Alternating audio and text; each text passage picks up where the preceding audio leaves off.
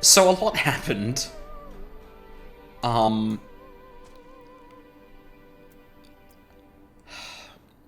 not gonna talk about what happened last stream just yet. It happened, like, right at the end, and I want to give, like, some people who watched last night some time to, like, tune in before I discuss what happened and my thoughts about it. So for the time being, I'm gonna do the, role quest, because we should have unlocked that now that I'm 78. And we're gonna go and do that first to see if anyone else rocks up before I start talking, basically.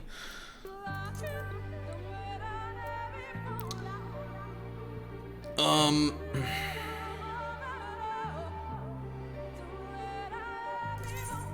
think it's...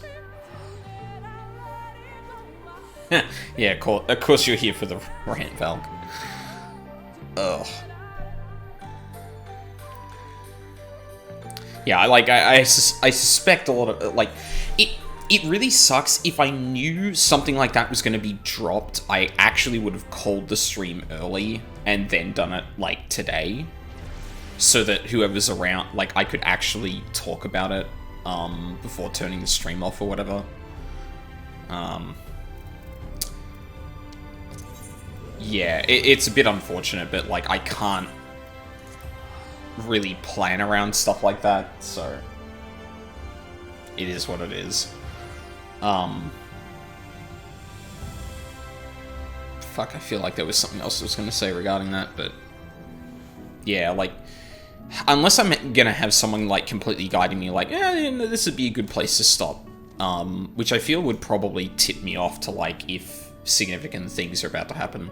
And I mean, I was gonna kill a Light Warden, so, like, I didn't think something like that was coming after this, but, yeah, there you go. But yeah, I'll talk about that more in a minute. Any info will affect your experience. Exactly, yeah, like, I just... If I'm led along, like, I'm the kind of person who will start latching onto, oh, they're telling me something's up ahead, so something significant's gonna happen, which doesn't explicitly spoil me, but, yeah. Something like what just dropped in? Oh, I was talking about how it was a bit unfortunate timing last night with killing the Light Warden and Emmett's little history lesson happening at the end of the stream when I really couldn't talk about it. Like, one advantage is that, like, now I have thought about it a fair bit. So I feel like I'd be more coherent now, but obviously people who saw me go through that moment may not turn up to the stream immediately and might miss out. So, yeah, the plot dump, exactly. And the problem is, like, anyone, like, I can't really not encounter that. If someone is trying to tell me, maybe you should stop streaming for the day, or something like that, I'm going to start second-guessing why, and that's probably just going to affect my experience too much. Because, like I've said before, I want to go in, really blind as I can. Sorry gets concerned about the progress of Tana's training. Anyway, we're taking a detour momentarily just to let people roll in. That look in your eyes. Yes, I can see that you've gained much strength since last we met. You'd be pleased to hear that Tana has managed to make steady progress in his training as well. The boy believes he has regained much of the knowledge and the skill he possessed before getting sucked into the pocket of time and space. An admirable feat, considering that it was not long ago that he could scarcely remember his own name. And yet, there is one aspect of his training that is yet to be addressed. Put simply, the boy lacks experience in battle. To work the magic necessary to seal up the hollows, I must maintain perfect focus and clarity of mind. If the battle with Phronesis is my first, I fear my concentration will be disrupted all too easily. And so I thought I'd take the boy out into the wilds, that he might acclimate himself to battle and further hone his command of magic in the process. And yet, we must keep wide berth of Armarang. Were we to encounter Phronesis before we are fully prepared, the result could be disastrous. And so I propose that we go on an excursion of sorts. Would you be willing to accompany us? I believe there is much the boy could learn from your example. Yeah. I mean, of course. Excellent. Then let us make for Lakeland. The beasts in the forest of the Lost Shepherd should provide a fair challenge for the lad.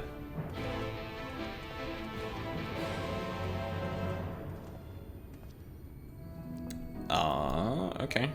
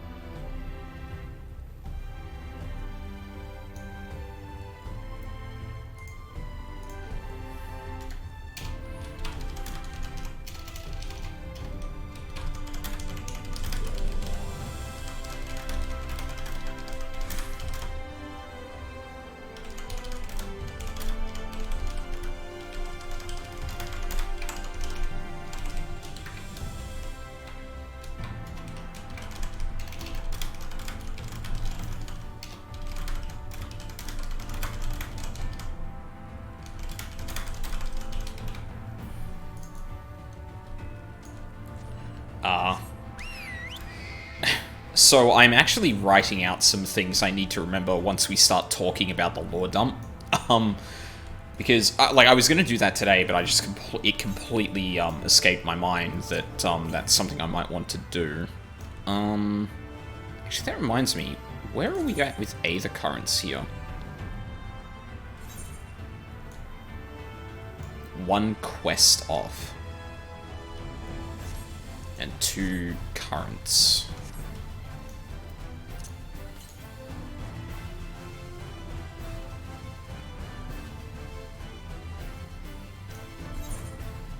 I don't think I've... Maybe I should go for a wander next time I'm around here just to get the last quest that's here.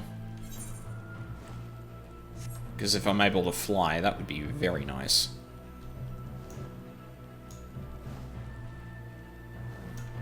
Wait, where the fuck does this go? I don't know where we're going. Ah, there he is. Now, shall we get down to... Is something the matter? How do you like my... Oh. Oh, he's got an outfit now. Oh, that's cool. I like that. It's actually, like, pretty simple, but it's nice. How do you like my new clothes, Albine? Not only are they stylish, why I can just feel the power welling up from deep within me. They were a present from Serig. Isn't he the best? Yeah, it was a simple investment, nothing more. We must seize every possible advantage if we hope to triumph over our foe. But enough idle chit-chat. We have work to do, Aldine. Aldine, I would ask you to begin by setting an example for the boy, showing him precisely how you conduct yourself in battle. We can't very well just toss him to the Wolverines all on his own, now can we? So, why don't you get out there and hunt one down for us? Tainor, watch carefully and let Aldine show you how it's done. Alright.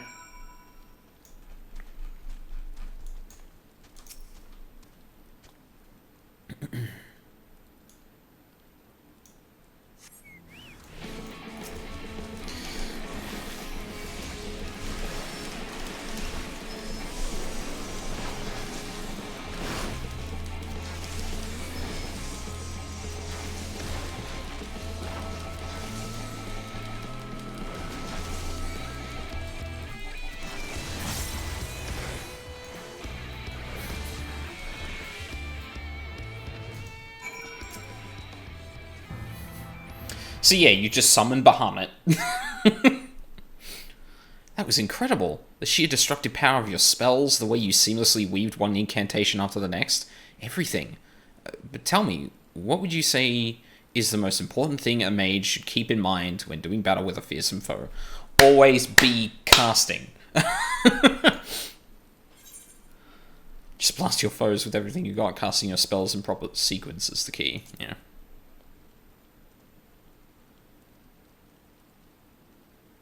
But of course. Thank you, Aldine. I will endeavour to put everything I have learned from you into practice. well, here goes nothing.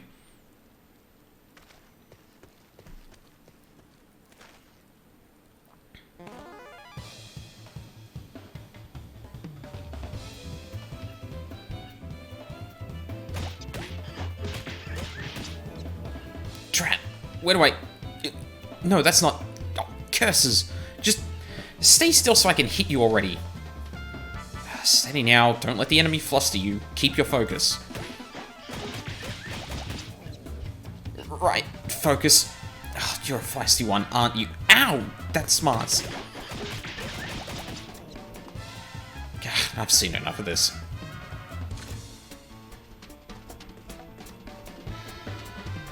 I don't think we've seen Serig in action that much.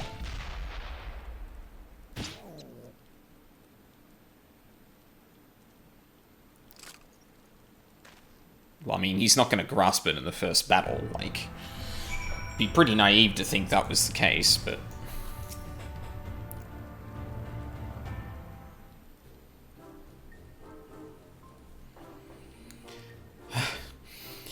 Oh dear.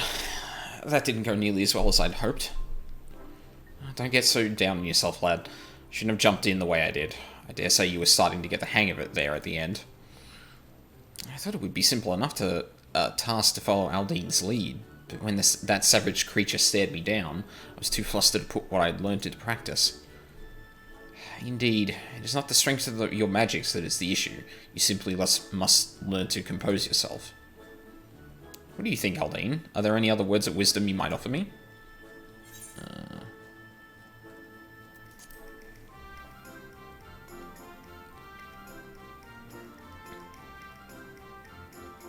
Thank you. I'm sure you are right. Can't allow my foe to break my concentration like this. Anyhow, let me try once more. This time will go better, I promise you.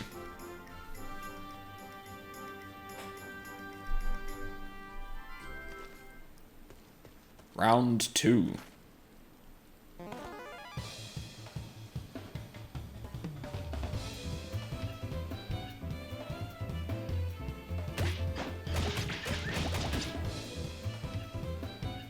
Yes, the boy will be fine. I must stay my hand. Oh, he might have got it.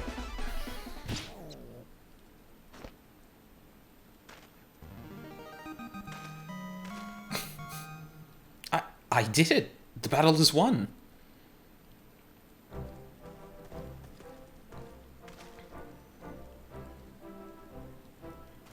Now that's how you wallop a Wolverine. Well done, lad. I'm proud I could be here for your first victory. You're far too kind. I couldn't have done it without you and Aldine here to show me the way. You have my thanks. But don't let up now, boy.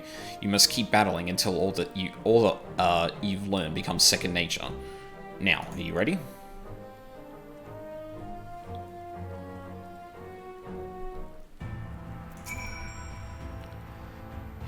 That was rather more difficult than I expected. And yet, thanks to you and Serig, I feel like I can hold my own on the battlefield now. I'd have to agree. The way you made short work of that last critter, I'd say it's time to find you a more worthy foe. Let us return to Maud Sook and plot our next course of action. I'm going back there already? Really? Okay. Oh my god, just... Oh, right. Yes, no.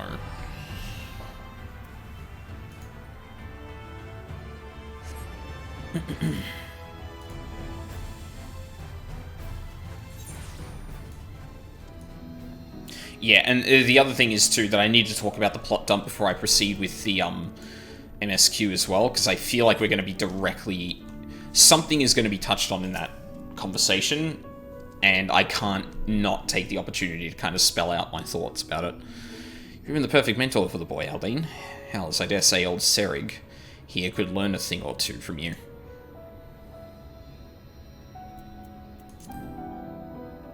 Oh. You taught him not only how to wield his spells in battle, but how to maintain his focus and in the face of danger. With those fundamentals under his belt, it is a matter of time and practice until he's ready to face Phronesis. I promise you, my friends, I will not let you down. Now, if you excuse me, I'd best go and write down all I've learnt today while it's fresh in my memory. Such passion and determination.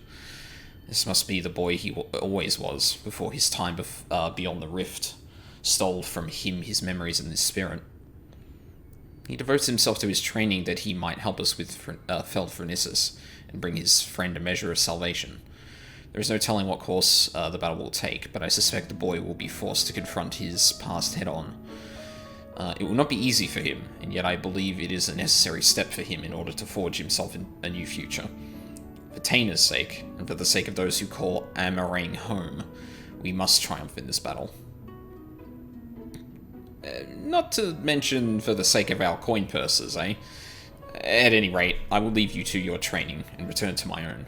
The final confrontation is close at hand, and we must be ready. Oh, that was short. Oh, wow, okay. Wait, isn't all... Well, oh, maybe direct hit is alright. I was going to say I didn't think any of that material was actually useful to me as a summoner, but I could be wrong. I don't know for 100% whether or not that is a thing. Or maybe it's... Hang on. Direct hit rate. Physical and magical attacks land direct hits, slightly dealing more damage than normal hits. The higher, the more frequent. Okay. Sure. So that should still apply to... Okay, that makes sense then. Seeing eye to eye. No, I've already... Did I get... flying here yet? Or am I... Or is this last quest the thing that... Yeah, I think it is. Okay. Okay, so... Let's recap what we learned from Emmett. Before reality was torn apart and the reflections of the source were created, there existed no gods. There was a civilization of people who had lived for however long. Then they came across a crisis. And the answer that some of those people had to that was to summon a being to aid them. That being turned out to be Zodiac. And at least from what Emmett said, that actually solved the crisis. Now, in response to that, some people didn't like either their aims or Zodiac or what they represented. It's a little unclear there. But in response to that summoning, some other people summoned Hydaelyn. The two fought, and Hydaelyn struck a blow to Zodiac so hard that she literally tore apart reality and created the Source and the 13 Reflections. The Ascians are all the people from before the Sundering who still exist, who summoned Zodiac originally. Now, the first little thing that comes across in that is, that's how everyone knows how to summon things. Because, presumably, summoning should have been lost to time with the Sundering. Because, as Emmett points out, like, no one remembers what happened beforehand. Only the Ascians do. So, the Ascians spreading the summoning, or the knowledge of how to summon, makes sense. Like, they were by the sounds of it, they were the first ever group of people to summon a Primal. Whether or not there had been some in, like, the long ago, before even Emmett's, or before even the Ascians' time, is unclear, but nonetheless, it was probably the most significant summoning, at the very least. Now, So, this obviously raises, like, a pretty obvious question. And that is... if Hydaelyn is just a primal, like the ones we fought up until this point, was there... Did something or someone called Hydaelyn ever exist? Is this just a complete fabrication from the people before the time of the Sundering? And should we be following Hydaelyn because of that? There's also an underlying question of, like, part of the Ascians' plan here is to summon a lot of Primals, and we know that summoning Primals tends to drain Hydaelyn. Now, I don't know if the distinction has been made clear or not, but I don't know if that would apply to the god/primal Hydaelyn or the planet. Because if the Ascians are trying to work at a plan to weaken Hydaelyn, that would make sense if it was the god/primal. If it was the planet... I don't know. I don't know if the Ascians are doing something dumb, or if I just don't understand the connection between the planet and Hydaelyn herself. Well, actually, in fact, that might even explain where the idea of the primal Hydaelyn even came from, that people just manifested the spirit of the planet itself in summoning. And that... yeah, and even in that way, they might actually be connected because of that. Like, a summoning of that significance? Yeah, anyway. That's all stuff that's kind of broader questions about the cosmology and stuff like that, and not stuff I'm actually... Not the stuff I'm actually interested in. Because I think this raises questions about the origin of the Echo. In the past, it's been made clear that the Echo has similar functions to how the Ascians continue to live. Everything so far that someone with the Echo can do, almost everything we've seen an Ascian do, the Echo has been able to do. I think the only thing I can think of off the top of my head that hasn't been demonstrated for someone with the Echo is the fusion thing that Lahabrea and Igilahome, or however you pronounce her name, did before we took on Thordan. Wait, was that Lahabrea? I think that was Lahabrea. Yeah, because Nebriales was the first one we killed, then we killed Igilahome, and then Thordan killed Lahabrea, and those are the three Ascians that were killed up until the end of Heaven's Word, if I remember correctly. One little aside, though, we know that people with the Echo have slightly different abilities.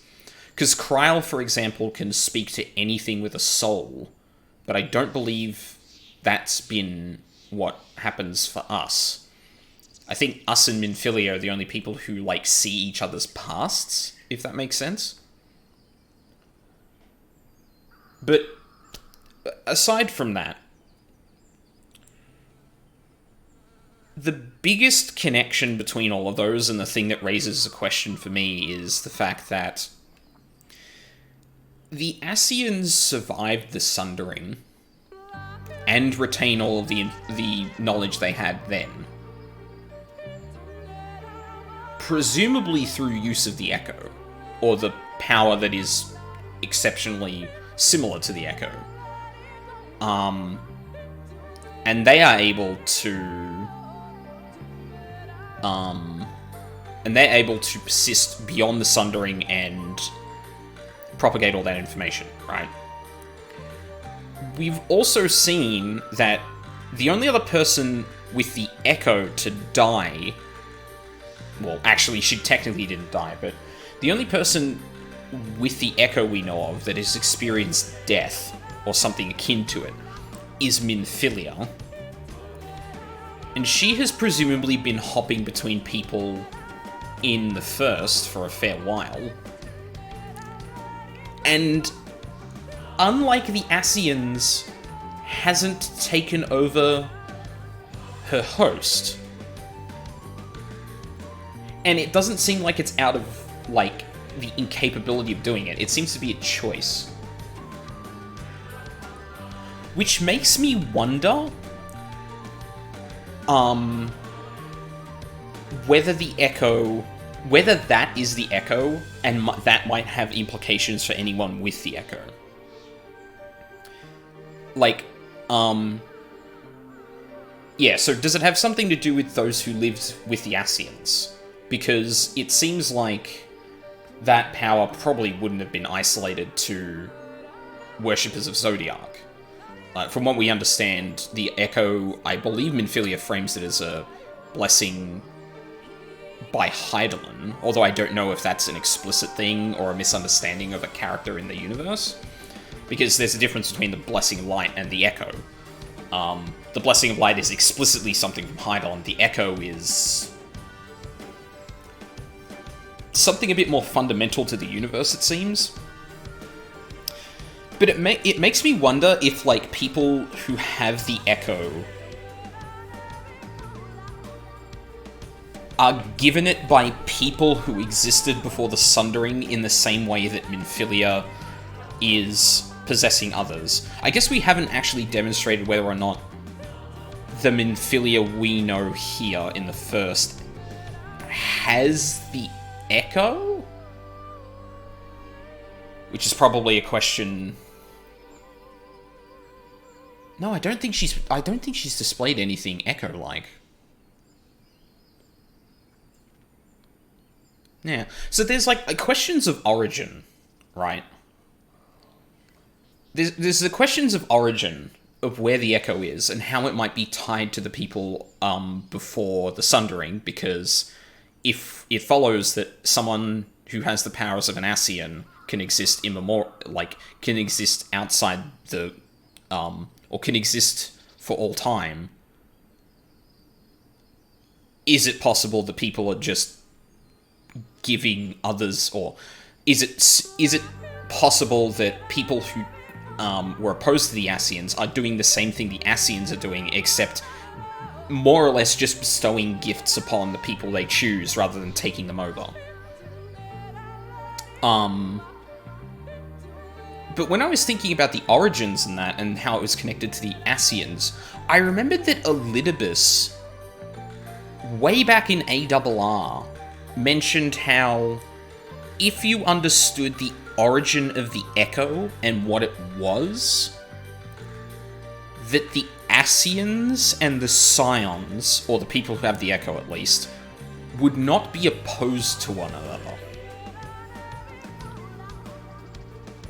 Which isn't evidence that what I'm saying might be true, that the Echo has something to do with the Ascians and those who had the gift before the Sundering.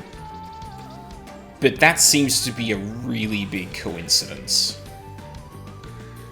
Like, beyond questions of whether Hydaelyn or Zodiark ever existed, whether we should actually follow them or not, or anything like that, I think, like, the more pressing question at the moment is, what does this mean for the Echo if people who possessed it clearly existed before the Sundering?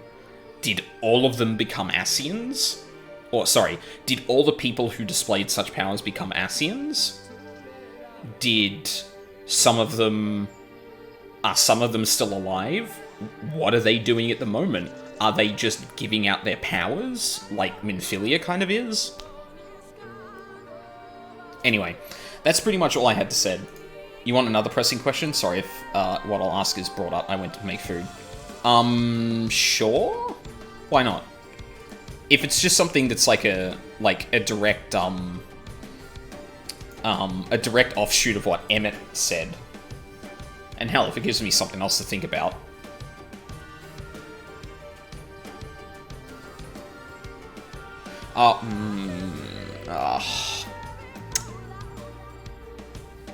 You know what? No, don't. The reason is, if this is something that would blindside me later, I want it to actually blindside me and make me feel like an idiot. Like, I know you're probably just... yeah, like, ordinarily in other settings, I might be like, oh yeah, shoot, but when I'm, like, experiencing the story at the moment, I think if something is going to come from left field and catch me off guard because I didn't think about it too much, I want it to actually do that. So I appreciate it, but I think I'm good. Okay, so what do the rest of you think about what just happened? That was an enlightening experience, though not in the way I'd hoped. Do you suppose there is any truth in Emmett Selk's claims? I mean, I would think so. Bearing with it. Yay, I got flying. Shola wears a haunted expression. Emmett Selk's words have clearly found their mark. The recent events plainly warrant further discussion. I think it best we wait until Alphino and the others are present. You know what? That's fair. Emmett Selk included. How convenient that he should choose this moment to keep to the shadows. Well, no matter. For the present, we should return to Fanau and make certain of the Yulmoran's withdrawal. After that, slither bow. After that, slither bow. The Blessed are no doubt elated by what has become of the sky. Ah, yes. Now they too can experience overcast weather. Also, before I started the stream, there was some music playing that I didn't recognize in this area, and I think it was tied to a... Oh no, it was this.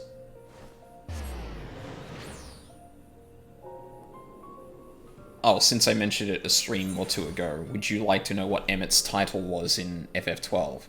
Oh, you know what? Sure, why not? That's fine.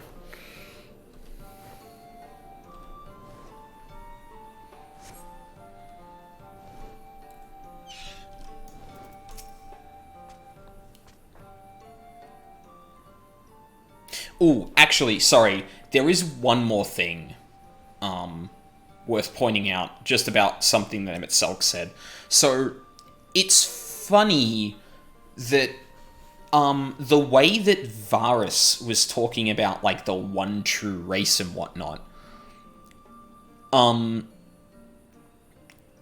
he seems to think that that would, or... He seems to be under the impression that, like, making the rejoinings happen, so that we can become one again, would give us the power to overthrow the Ascians. But that would probably reveal the fact that, no, the first people were Ascians. Or the same race as the Ascians. Like, that was their goal too. It's actually kind of nuts that, like, Varus went off with the, oh yeah, I'll accomplish the same thing, but I'll get them back in the end. It's like, you don't know what that implies. Or if he does think that that implies that, I wonder how he'd feel about, like, the Ascians actually being, more or less what the first people were. Emmett Selk, the Angel of Truth, counterpart to Zalera, the Death Seraph, with Emmett Selk's 14 Ascian glyph being an inverted part of... Oh, that's interesting. Huh. That's a neat, that's a neat design choice, I'm not gonna lie. You're returned, and unharmed, I see. Indeed, I'm pleased to report the Light Warden is no more, thanks in large part to you. The death of a single Sin Eater should make such a the death of a single Sin Eater should make such a difference. As our numbers waned, so too did our hope that the ruins we have devoted our lives to guarding would ever find purpose. Yet here you are, the allies for whom we have waited these many centuries. And with your arrival came the chance to pass on our legacy, the ancient wisdom of the Empire. That alone would have been reward enough. Never did we imagine it would serve to banish the light that pervaded these woods. On behalf of the Vis, our forebears and the late Emperor of Ronka, you have our deepest thanks.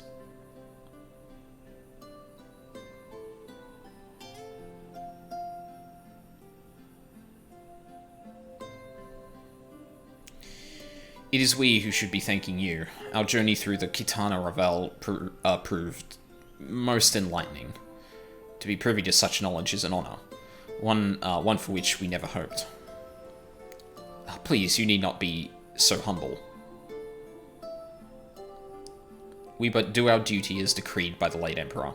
Would that he was still with us to express his gratitude in person. But, sister, does this not mean our duty is fulfilled?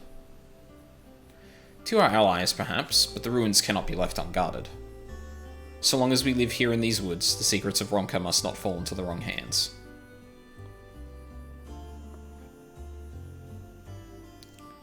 Is Runar still here? No, we escorted him back to Slitherbow shortly after you set out. If you would return to the Knights Blessed, we will not keep you any longer. I suspect they would be glad of your company.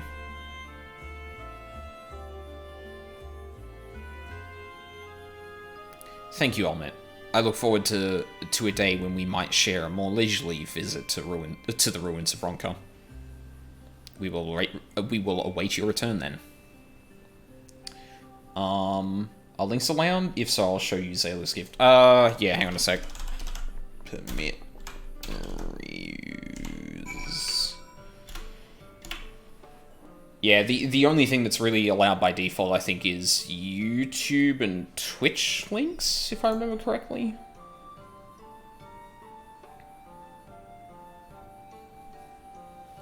Ah, I see. Yeah, so that, like, the really busy center bit is, part of Emmett's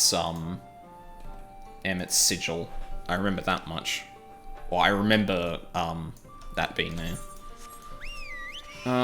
I might as well... Yeah, I might as well talk to these people. I spoke with Fina not long ago. She heard that I was considering leaving Fanau and wished to talk. It is a decision not to be made lightly, for we may never return once we leave. But now that you and your companions are here, I feel our duty has been fulfilled. I understand the ruins must be protected from the children, but what difference does one guard make? Fina shares my feelings on the matter, and has also considered leaving.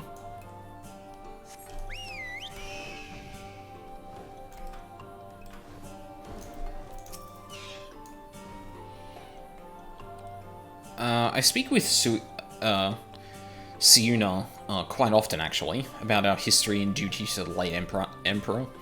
We were once a nomadic people, or so the legends say, but Ixmaya, in her boundless love, sought to bless us with a home, and so she appeared before the Emperor of Ronka in a dream, and bade him allow us into his kingdom. That is how we found our home and our purpose. Siuna is determined to protect both. Oh, okay, so the split between them is the fact that, one of them feels like their duty's more or less over now that they've handed over the secret. And the other is like, no, we've still got, like, a duty to uphold. Fina and Siuna? In all of Fanau, I can think of no one closer. 'Tis little wonder they were chosen to petition the spirits of the wood. In a sense, we consider all here to be family. But twins are said to have an especially powerful bond. Which is why it has been so strange to see them argue in recent days. They have not been the same since the children and Yulmoran soldiers breached the border. Alright. Next time I'm here, I'll do that. I suspect there'll be times ahead where doing some side content's probably going to be a good idea, but it ain't now. At least not for the time. Huh? Isle of Sisters, the Isle of Bows.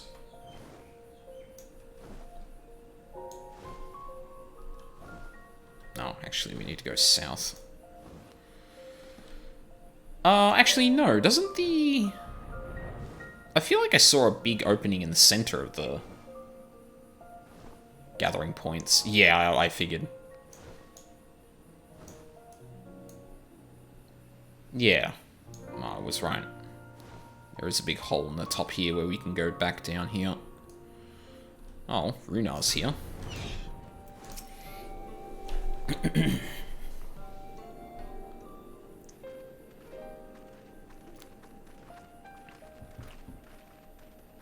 Ah, you are returned. And none the worse for wear, I see. You needn't worry about us. What became of the Umoran soldiers, more importantly? They turned tail and fled at the sight of the night sky. The children of the everlasting dark have also retreated back to Woven Oath. Try as they might, they could not deny the truth of their own eyes.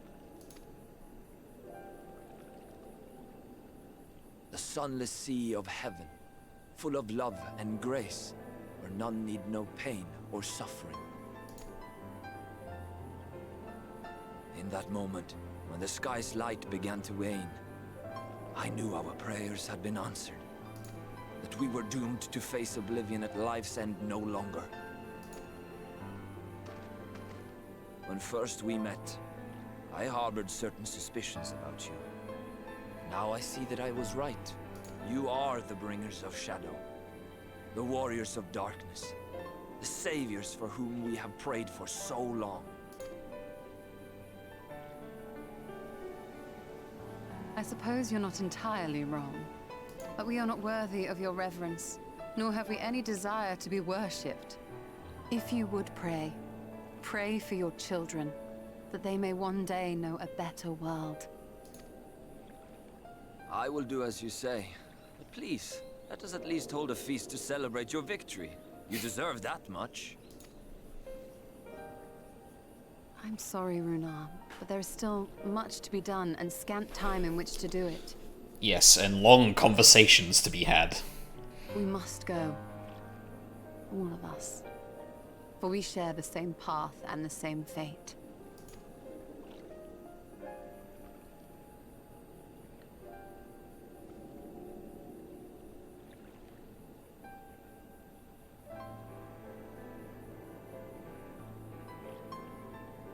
So be it. I ask only that you hold us in your hearts, as we will hold you in ours. Now, and ever after.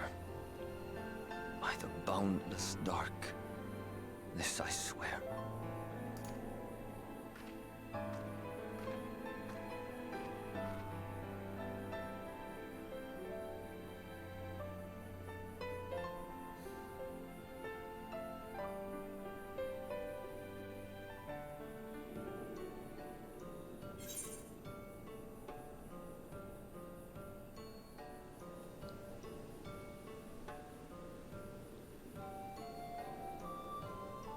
Something just struck me. I'm the only one that can see Ardbert. They'll never be Ronso for me. Yeah, they're... I saw someone, like, comparing them to them, that they might have been inspired by them, but... Yeah, they're not quite like... Ronso. Yeah... Like, I'm one of the only people who can see Ardbert. I think I'm the only person with the Echo. But, again, Elidibus once said that the reason that, for example, Tataru walked into a room, couldn't see him, and left, was that she didn't have the knowledge.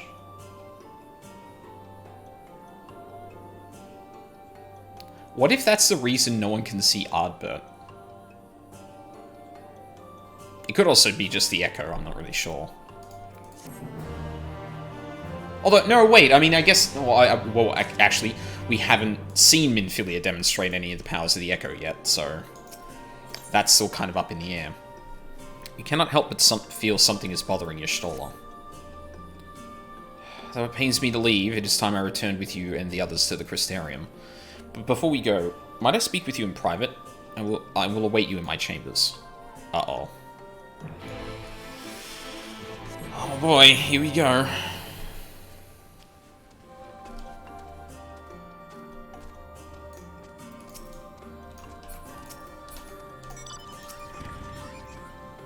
Thank you for coming. I thought to keep myself I thought to keep my suspicions to myself, but after witnessing your victory at Raktika Falls, I fear they proved true, and so I must share them with you. From the first when we met at Fort Gone, your ether has appeared tainted, suffused with an overabundance of light, not unlike the Sin Eaters. When you defeated the Light Warden, I fear the light which poured forth from it was not negated by Heideland's blessing. Rather, it was absorbed into your being. Urianger also suspects as much, though he is unwilling to share his thoughts on the matter.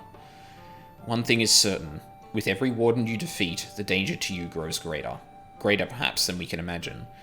If you begin to feel anything strange, anything at all, pray inform me at once. You should hurry, before the others begin to worry. Once I have sorted my things here, I will join you. Okay, that was a lot shorter than I thought it was going to be, but...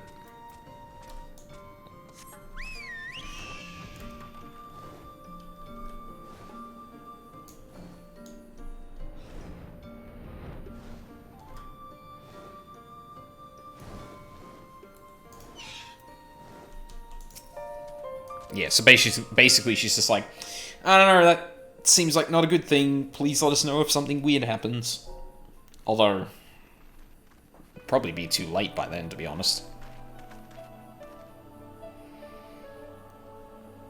We took one last patrol of the perimeter. All things considered, Slitherbow remains relatively unscathed. Thanks to the antidote, all those who were poisoned will make a full recovery. And with the night sky returned, their prayers have been at last answered.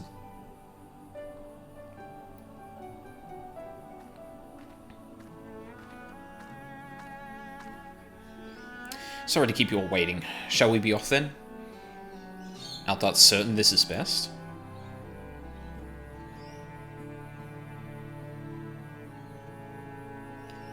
I'll not deny, there is a part of me that wishes I could stay. For 2 years I have lived with the Blessed, and learned their culture, even going so far as to adopt Master Matoya's name as my own. But pray I did honor to it.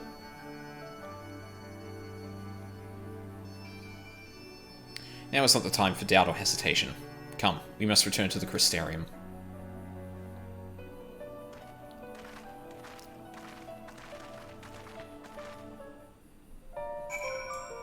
I love how everyone, like, constantly just, like, leaves me behind. Like, yeah, we'll meet you there, right? And it's like, yeah. I just kind of see them off like, he'll get there himself. That's fine. Sure, he has other important adventuring things to do. See me in the background, like, grinding out fates or something like that.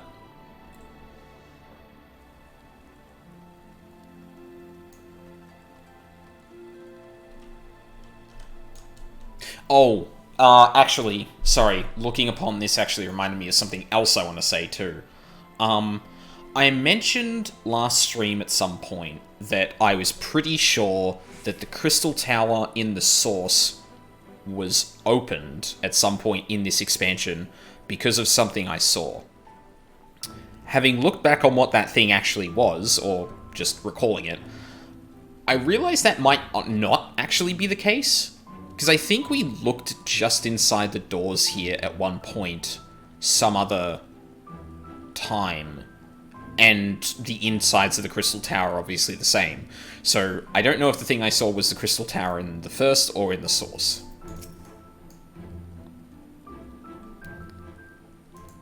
Which might be good, because I might have, like, anti-spoiled myself and thought that was a thing that was a thing, but wasn't.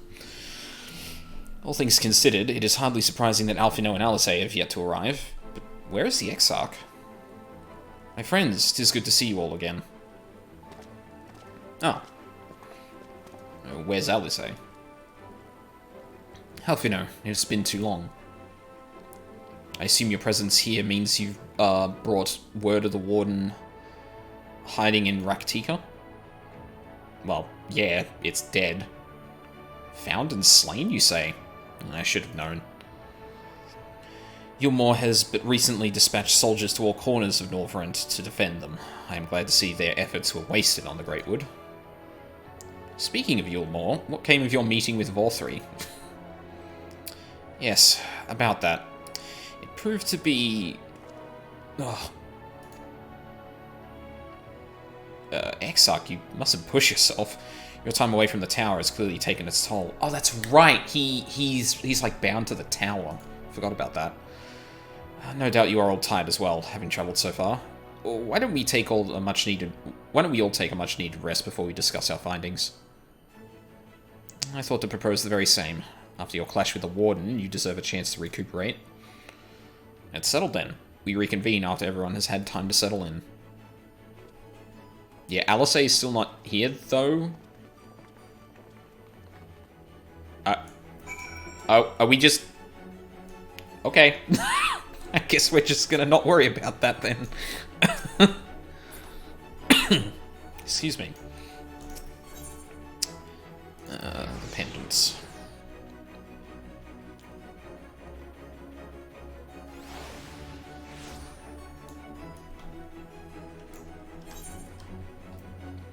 Job well done, Manic Pixie Dream Realm. Oh my god. Yeah. Welcome back, sir. Returned from a lengthy excursion, I take it. Well, your room has been made ready, if you care to retire. Sure, I would.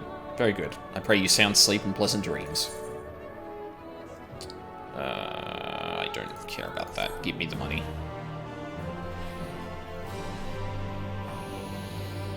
No doubt we'll have another talk with Ardbert.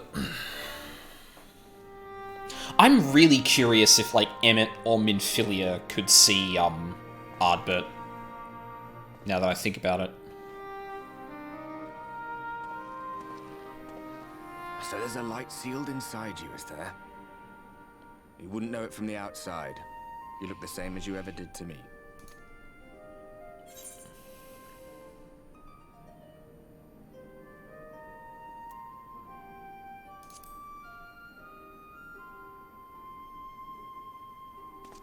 I'm damned if I know. It's not as if I can lift a finger to help myself, much less you. Can you, though? Faith in your friends, look out for them, and hope that they look out for you. What more can you do? Yeah.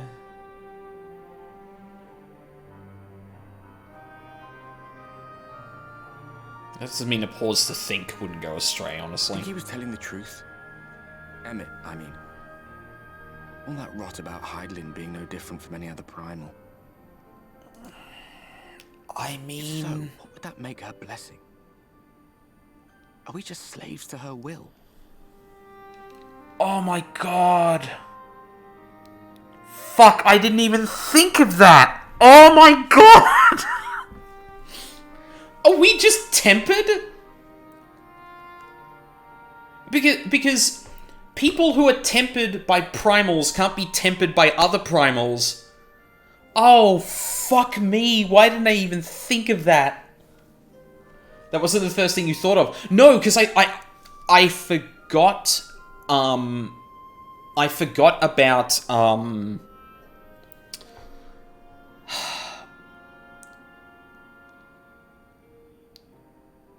oh, sorry, I lost it. Shit.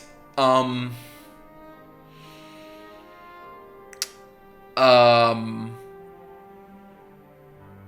there was something I was more concerned about. Like, I even talked about how, like, the difference between the Echo and, her blessing.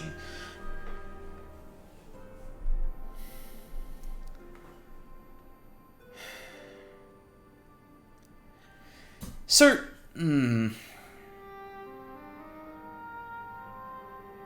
So, like, running with that logic, the Ascians have been tempered by Zodiark. And Warriors of Light, who receive her blessing, are tempered by Hydaelyn?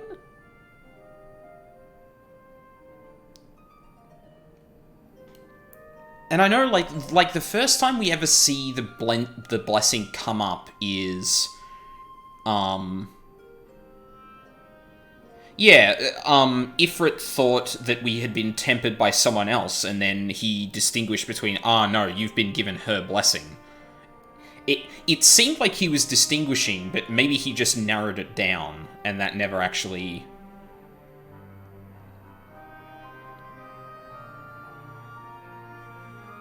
Oh, God. Wait a minute, then what the hell is the resonant? Is that, like, artificially tempering...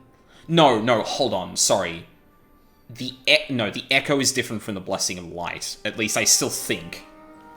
Actually, let me let this play. Surprised Pikachu face. Let's pay him no mind. Lies the Asian stock in trade.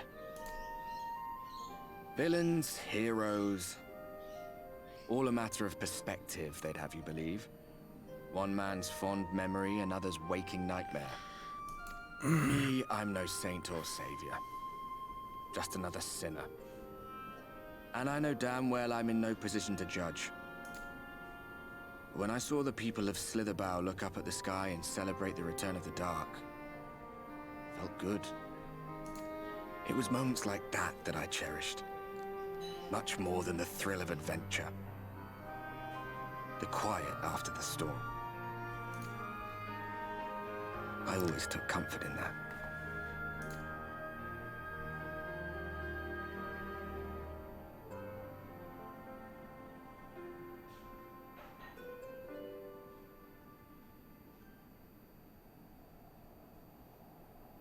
Oh shit, okay, we're going off. Fuck. Okay, well I'm gonna have to say it after this first line then.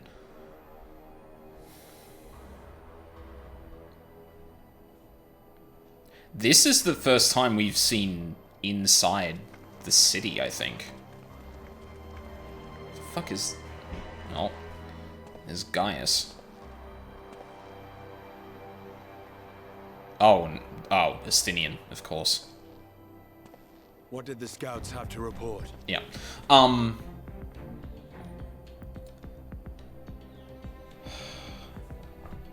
Huh. So, the Echo is... Okay, hang on. So let's back up a little bit. The Echo has been...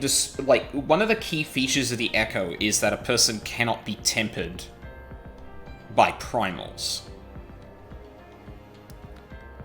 And if Hydaelyn is a Primal, and Primals cannot temper other souls tempered by other Primals, then it would follow that the Echo is an incredibly strong tempering. Perhaps it takes on different traits. Because, like, Kryl because there are things that the Echo doesn't, or at least, like, tempering doesn't account for in this scenario, which is, like, us being able to see back through time, Kryl being able to communicate with anyone with a soul, doing the sort of shit the Asians do, or the Warriors of Darkness did, where they, used crystals of light and darkness to, like, transport themselves through the realms.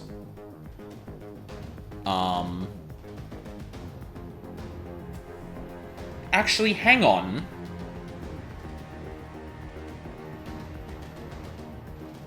There was that priest to Leviathan that demonstrated powers of the Echo.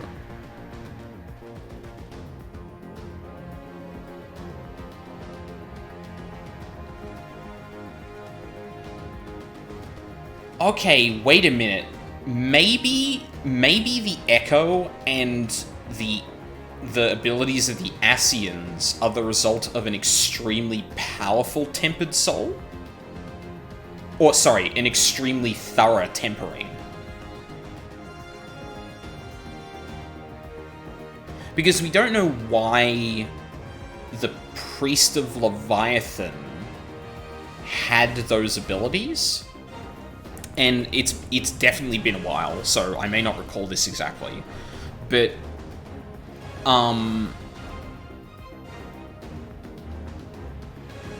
in the lead up to him showing those abilities,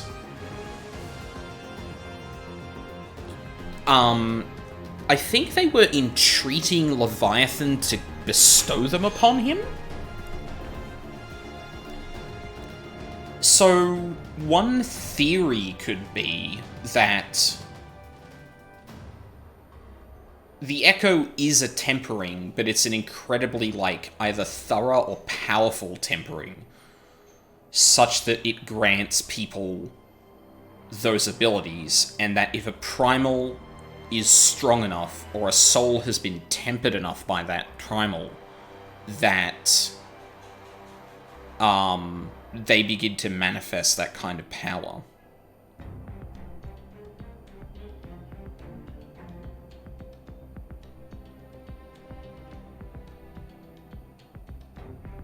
I can't believe I went on such a rant about the Echo and never considered that, like, one of the primary functions it serves in the narrative is to prevent being tempered by other fucking primals. Shit.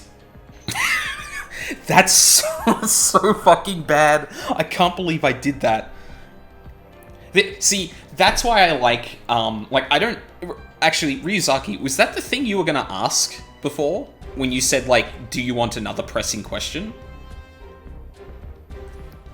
Because this is the exact reason I didn't want you to say anything. Because if something blindsides me like that, and it all... yeah, it was. Okay, good. Because being blindsided by something like that is, like, so funny. It's so funny to me, like, oh, I spent all this... I actually forgot this came up. Oh, yeah, fair enough. Well, I guess it didn't take long, so...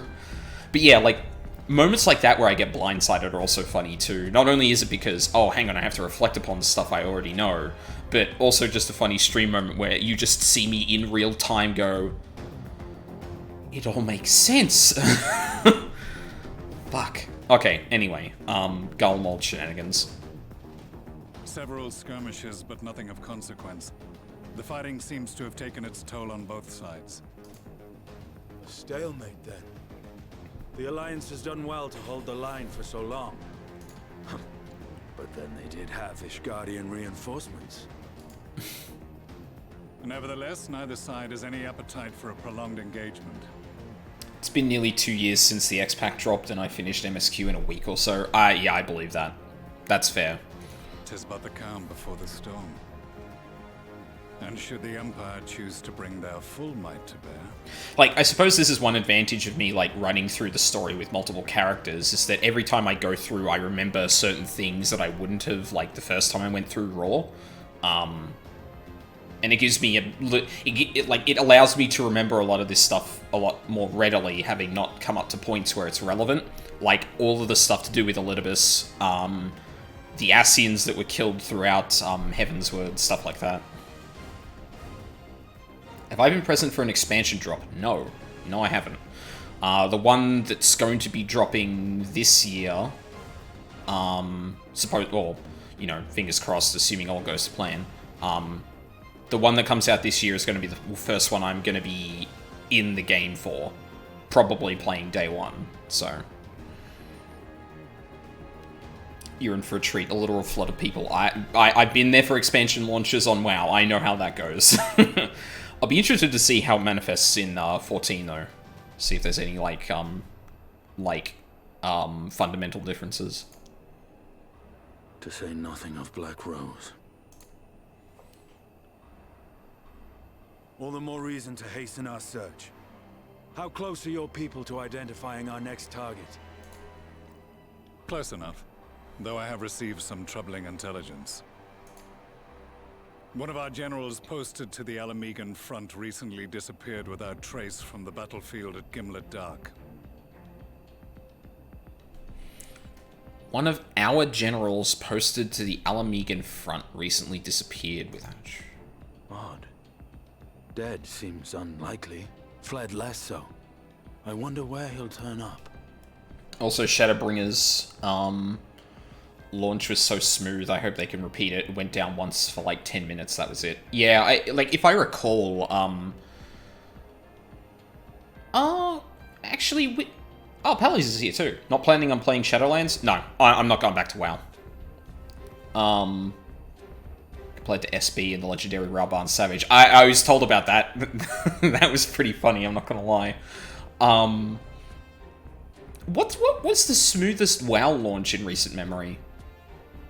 I heard Shadowlands was pretty fine. Like, Warlords Adrenal was awful. I think Legion was pretty good, but it might have just been in comparison.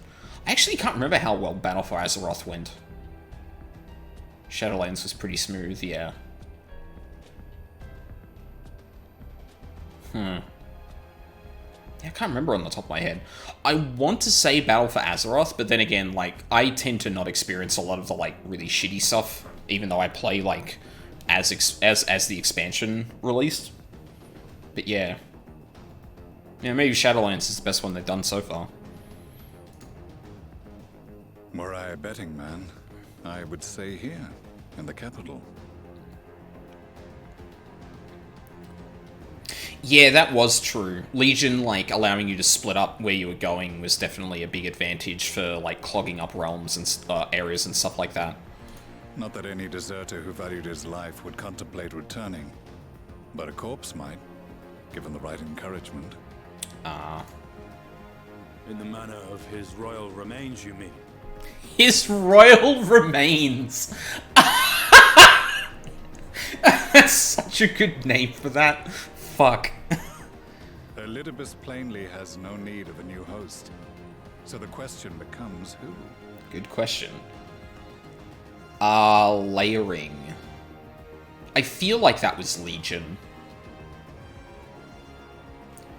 Yeah, I think that was Legion because there were a lot of complaints about that shit interfering with, like, world quests and that around Nighthold, if I remember correctly.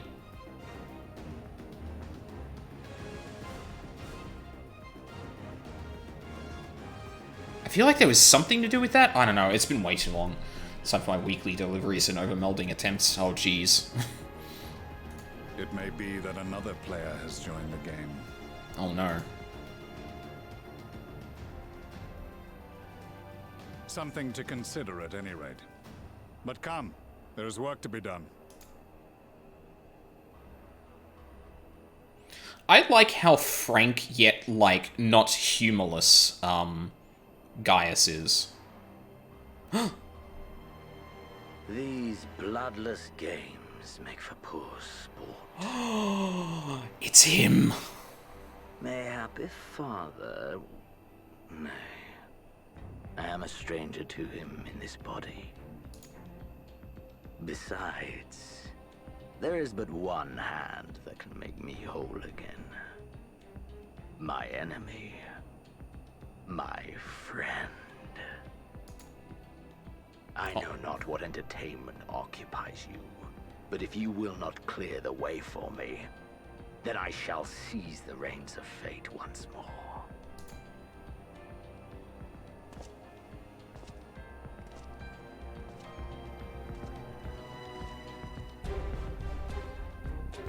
I am so curious to see where the story goes with Xenos.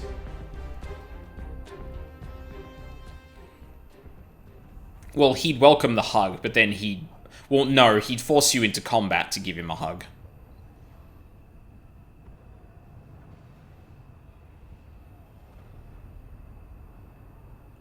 Is that, like, fighting in the background? Yeah, okay, I wasn't wrong.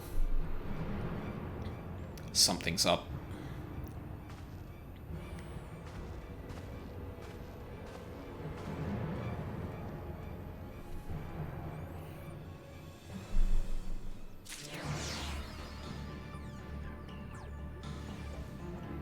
Uh-oh, the music's changed. When it rains.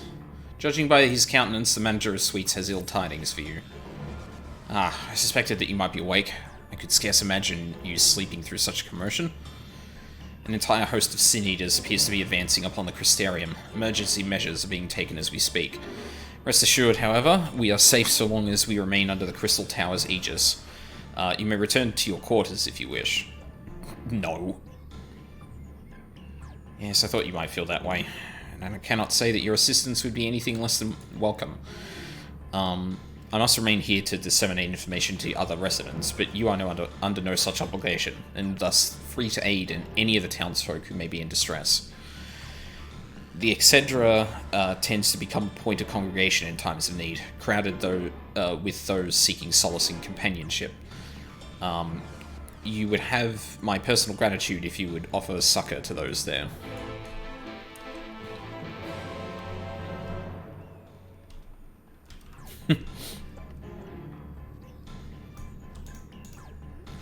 Oh my god, please. There we go.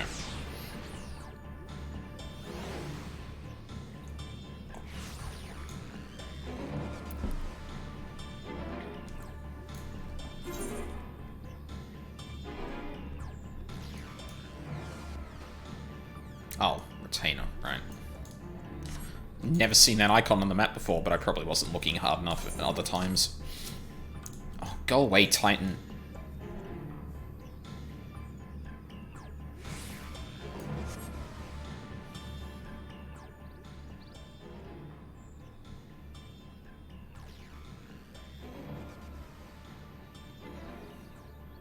Few townsfolk are about, and you spy none who appear to be in distress. Aldine. Oh. I've only just returned from Amarang, yet I find the Crystarium moments from being beset by Sin Eaters. Where are they coming from?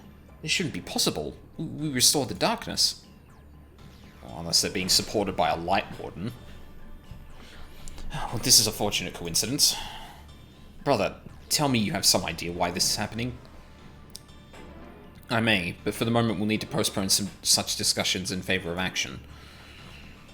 The Crystal Exarch is preparing to deploy a barrier around the Crystarium as we speak, Ensuring that he is able to do so should be our first concern. There are a number of instruments placed about the Crystarium that function as anchors for the barrier. I'm on my way to activate them now. In which case, 3 pairs of hands would be better than 1. Very well, I'll take the ones to the south.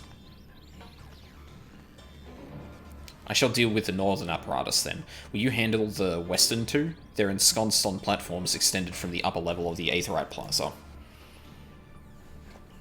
Yep, I can do that. We're never going to have this discussion about what Emmett said, are we? It's going to be so long before we actually, like, address that specifically.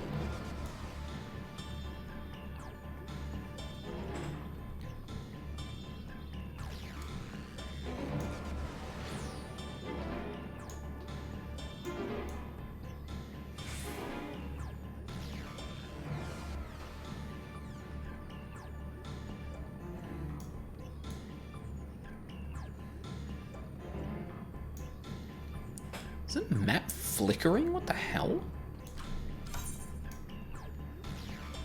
Might just be a resolution thing.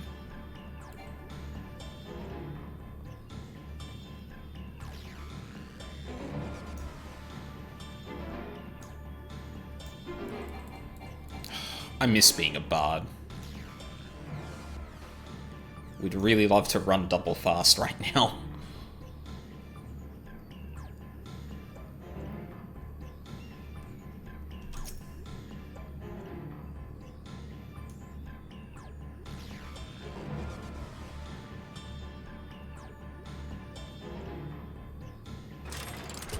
Despite having very little idea as to how it functions, it appears that you have activated the device successfully.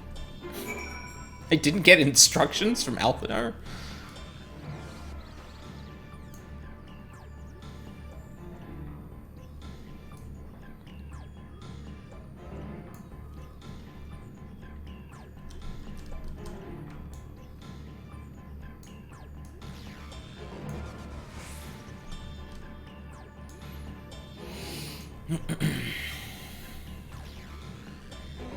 You know why I think I completely dismissed or didn't think much about the Echo as a result of the tempering? I think it's because I was thinking of that as like a separate phenomenon, separate to the Blessing of the Light, and had just completely forgotten about the tempering aspect of Primals. Like, I think that's the reason I just didn't consider that, is just I forgot completely. And using the rest of the information, I went, oh, well, obviously that's not the thing.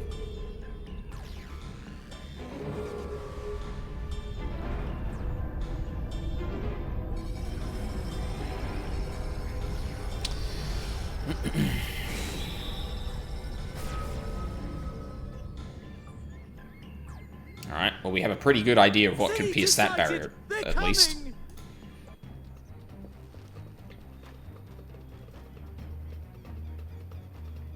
I mean, the barrier's up. What possible... What else do we need to...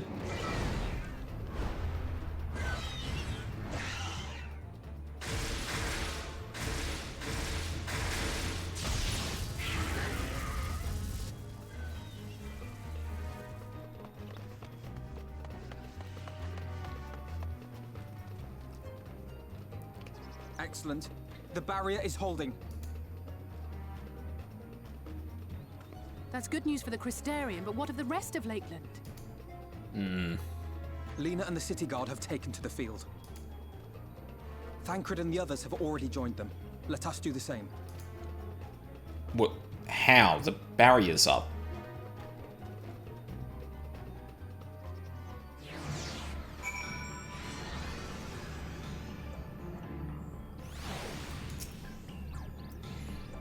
We ought to join the Vanguard as soon as possible. If the number of Sin Eaters, or if the number of Eaters we just saw is any indication, we'll be facing a very formidable host.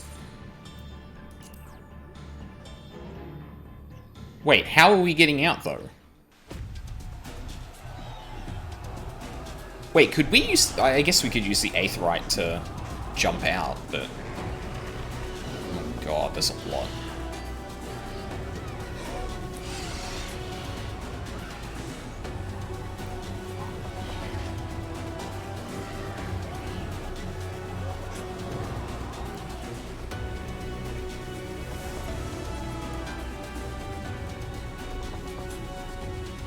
I guess we just left the city, sure.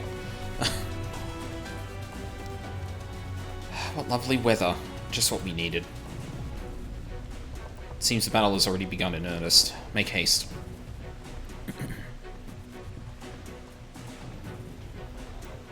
Crystarian forces are engaging Sin Eaters at various locations across Lakeland. Assist them in defeating the Eaters before they are decimated. Oh god. We've turned into Dynasty Warriors.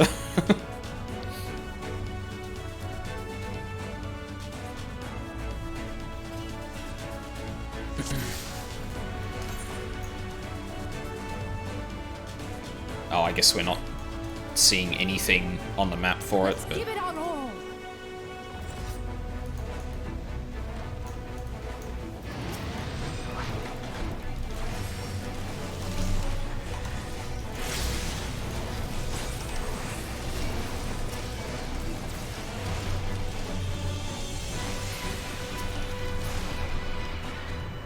Help is at hand.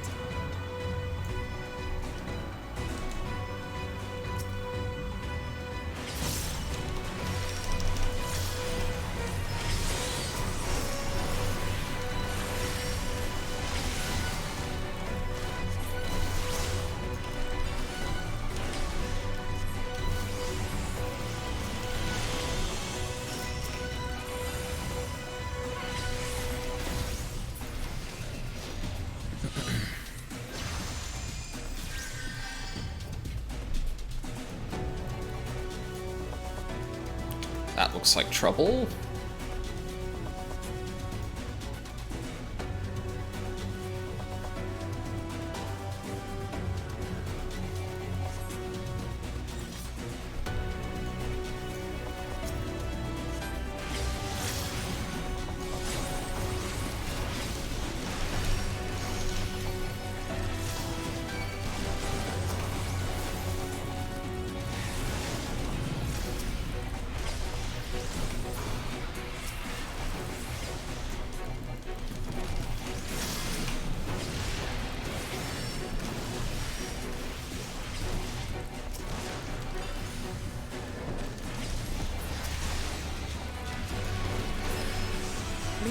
to me.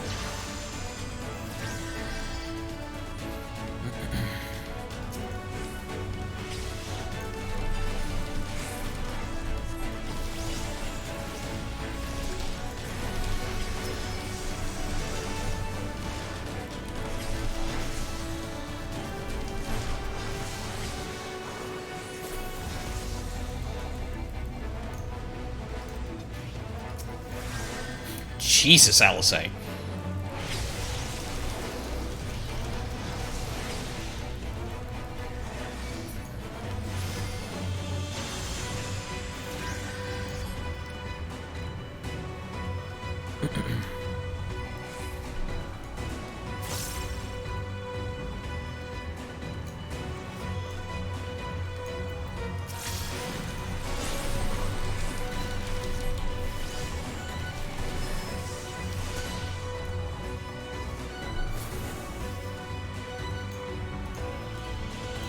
Oh, okay, sure.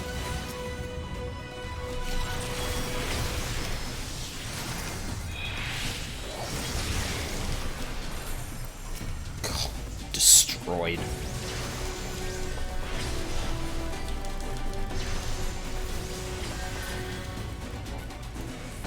Come on, is there any others? Please, please, please. Fuck.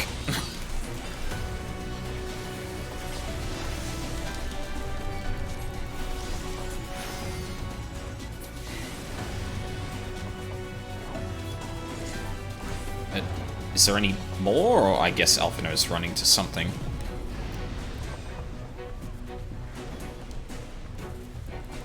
Where is he going? Oh.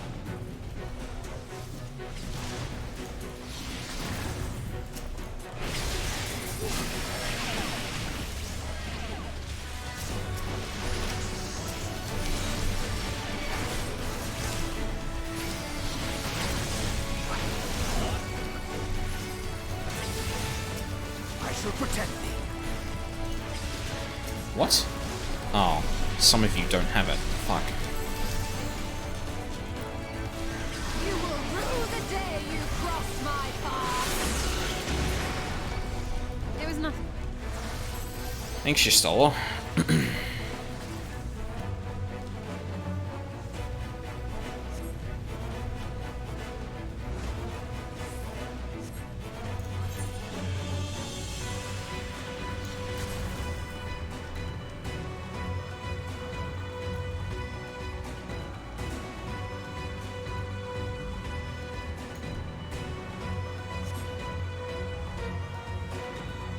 Ah, thank you, Midfilia.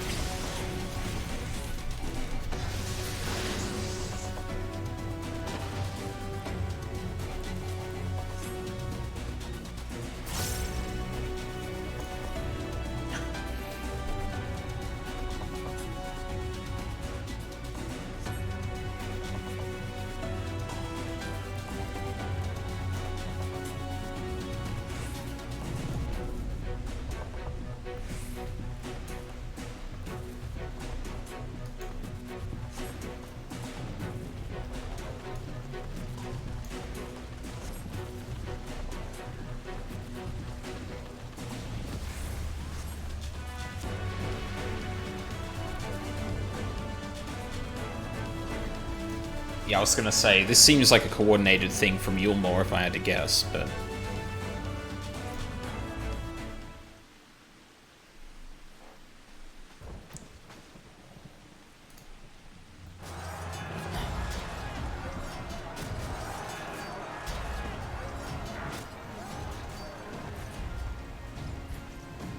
But our task is as it ever was, turn the tide.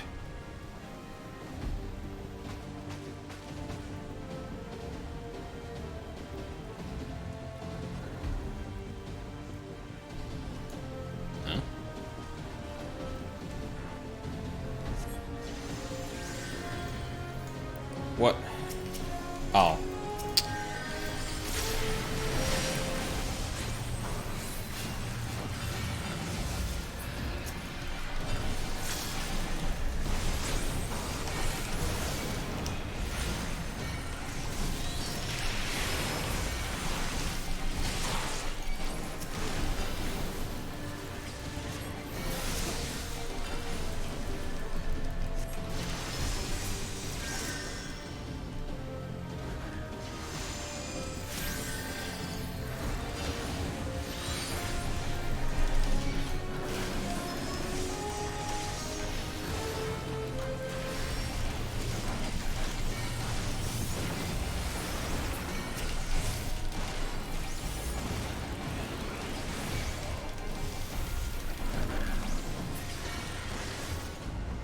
On your feet!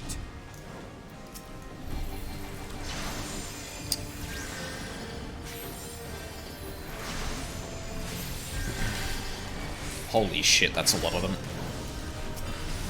No, fucking...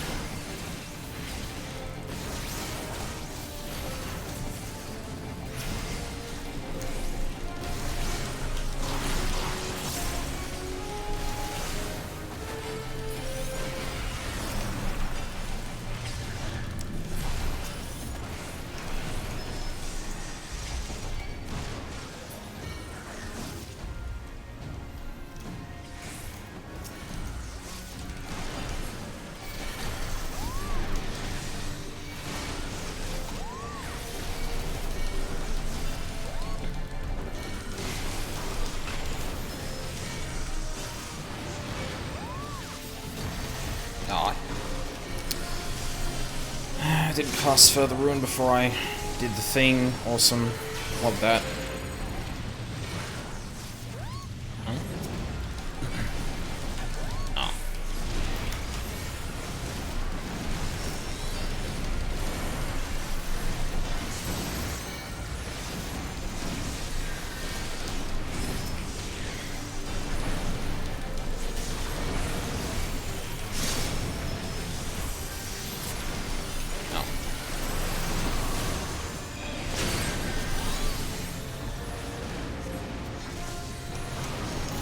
Oh my... Will not be outdone!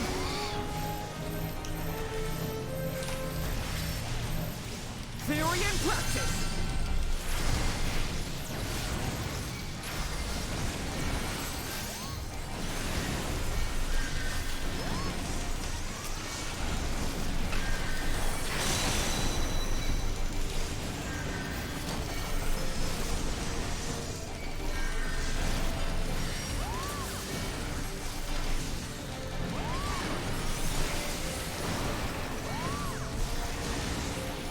What the hell is that noise?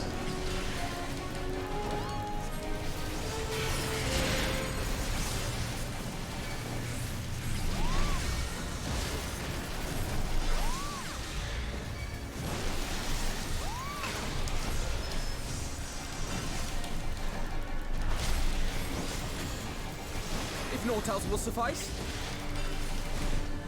my strength is yours. May the 12 guide you. The stars shall grant thee succor. Let's give them a show! With heart and steel!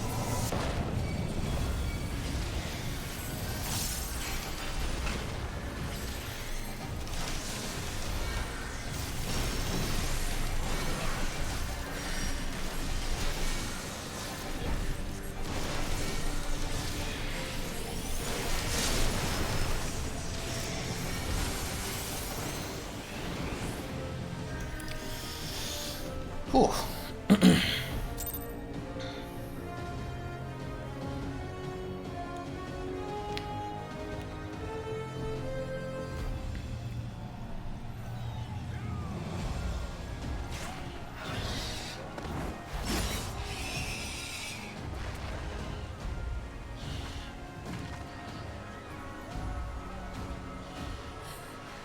There are so many. God damn it! Uh-oh.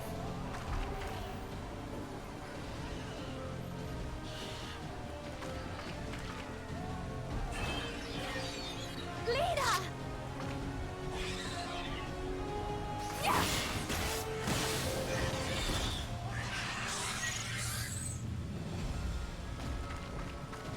Lena, hold on.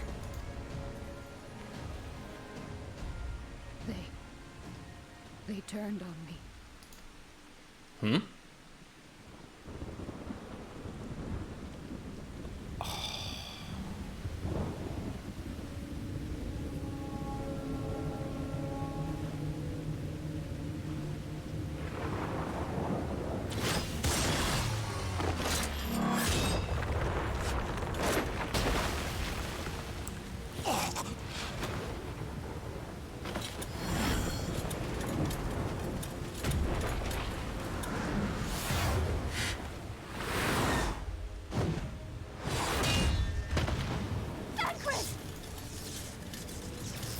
This one is mine!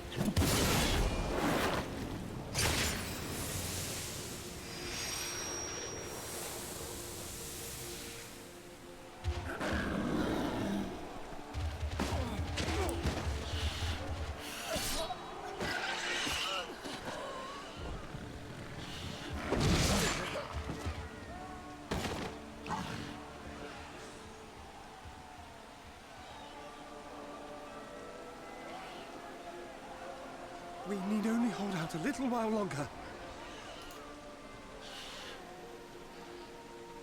Reinforcements are coming, remember? The captain said so. We're going to be all right.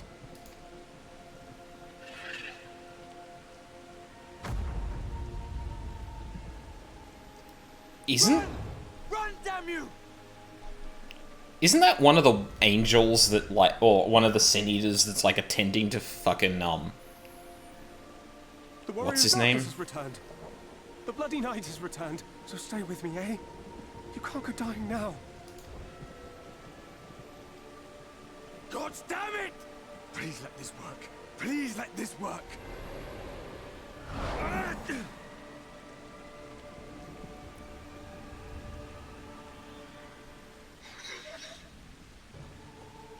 No. No, no. Stay back. Stay back. Help! Help! Anyone! Why did you spare me? Why? What have I done to deserve this mercy? Forward! Forward! If you can still hold a sword, follow me! Wounded to the rear! Weapons at the ready! Let's make this count! Fight and struggle. Seek salvation by your own hands. Though the losses be grave, endure them. Though the victories be hollow, claim them.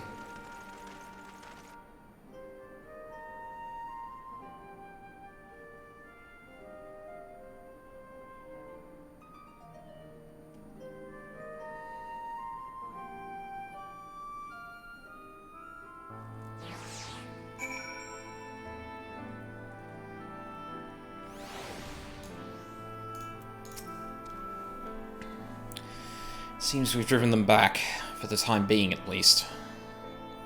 The wounded have been collected and are undergoing treatment now. Once they're ready to be moved, we'll have them carried back to the Crystarium. The dead as well, of course. Those whose bodies remain, anyway.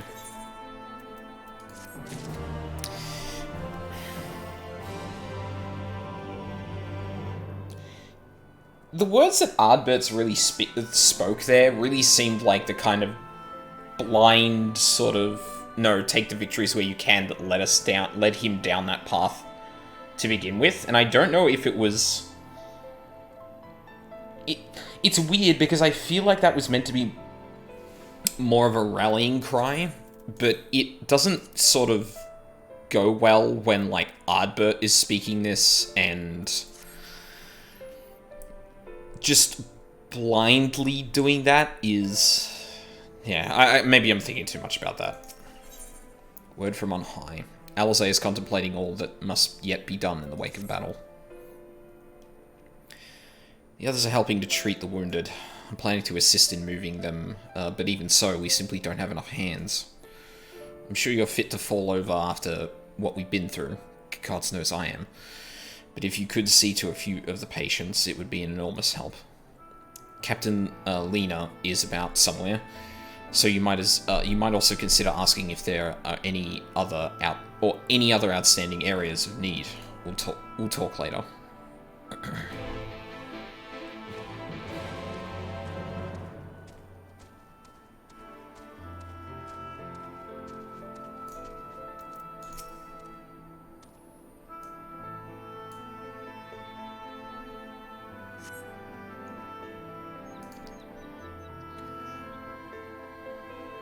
With tear-filled eyes, the prone man gazes up at you. His fingers twitch, as if to reach out for you, but he lacks the strength to raise his hand.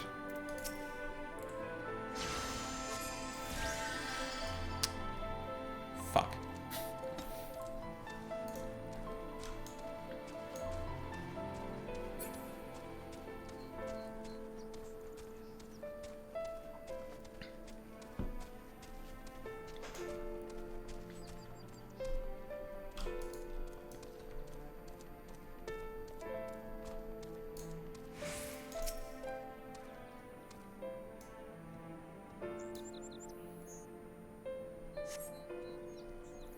Thank you, but it's too late. One of them... It got me. If I turn, please kill me, I beg you.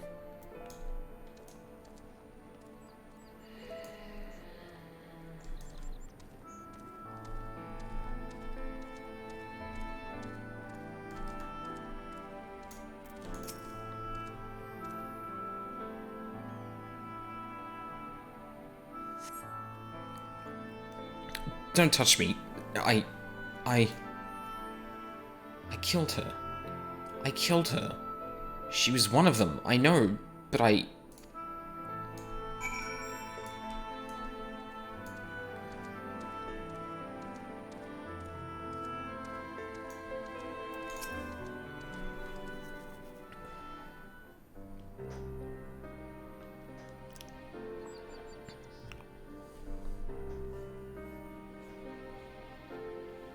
Oh, I did not see you there.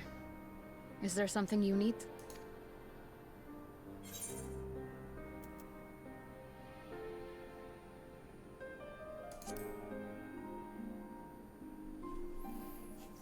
God, barely looked like I moved my mouth there.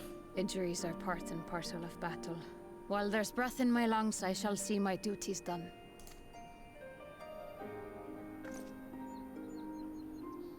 Don't pretend you're not of the same mind. You fought well today. Saved a great many lives. Thank you. Unfortunately, this war is far from over. We must replenish our ranks and shore up our defenses before they attack again. Now, if you will excuse me.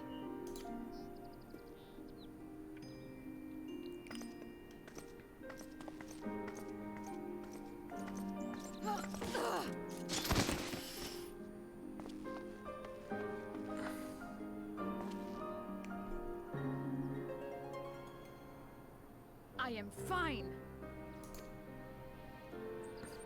Completely and utterly fine. Better than fine. Hale and hearty and still alive to mourn those who are not.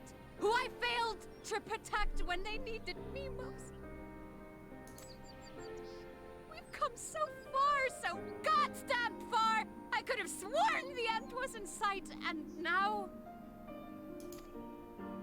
Now they will never see it.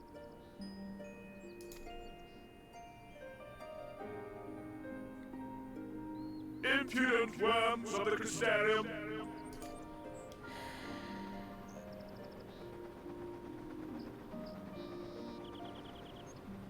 The tragedy that has befallen you is of your own making. Divine retribution for your defiance. The heavens have bequeathed to you a benevolent savior, me. I offer you freedom from pain and suffering. A paradise where man and Caesar might live in peace and harmony. Why, already, our winged brothers and sisters regard me and mine as kin, alike to them in beauty and purity. But you not only reject my prophet hand, but raise your own against my senators. But it's only right that they respond in kind. Let this be a lesson to all those who would walk the path of sin. The wicked shall not inherit this world!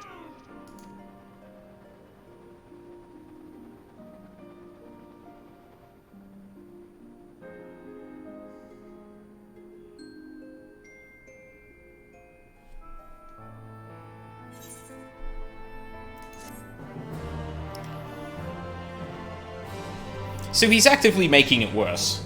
Like, he's, yeah, like, the symbolism and shit is like, or the metaphor rather, or symbolism, I guess, yeah. Either or. That the narrative is pointing out with Vor3 is, like, very clear that, like, this battle didn't have to happen. The only reason it happened is because you challenged Vor3's power. Like, if he can control Sin Eaters, then he doesn't have to fucking, do any of this shit. But he does, because that challenges his power. Like, this isn't about the Sin Eaters being, like, the one salvation of man. It's, like, Vor3 personally benefits from the Sin Eaters being in power. So he literally manufactures the scenarios in which a lot of the people in the Crystarium die to... Yeah.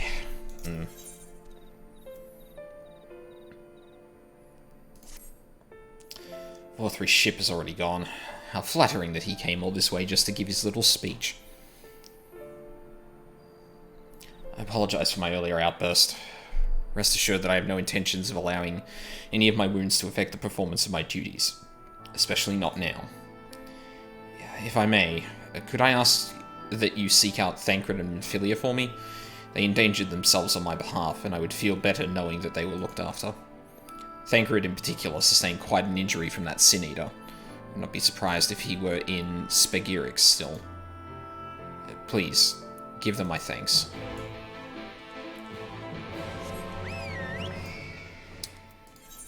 Where are they? Oh, back at the Crystarium. Okay. That reminds me... Oof. Is it over at Fort Job, I wonder?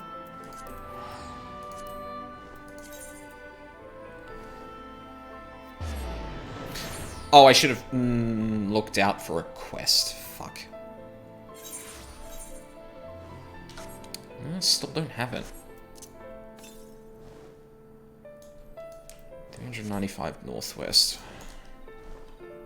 Did I just, like, miss... Like, I assume if I'm in the area and I hit recommendations that I should be able to see any of those quests that unlock Aether Currents.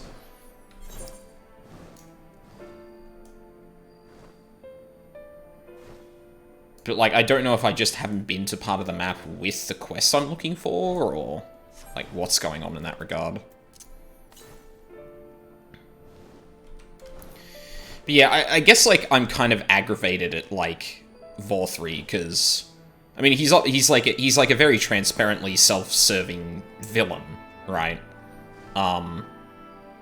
But I guess the messaging of, you know, kind of benefiting from crises and shit like that is on my mind.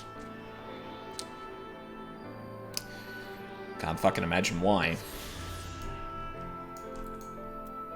So I think there's one more current in the wild. Okay, well... Well, actually, it's not even that far away, so fuck it, I might as well go find it. Yeah, it's the last one I need to find.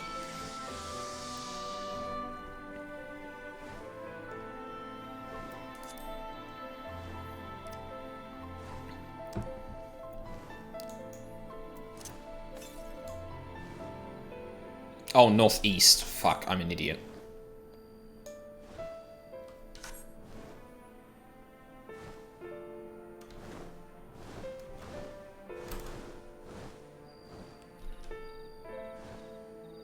Oh, right, ravine.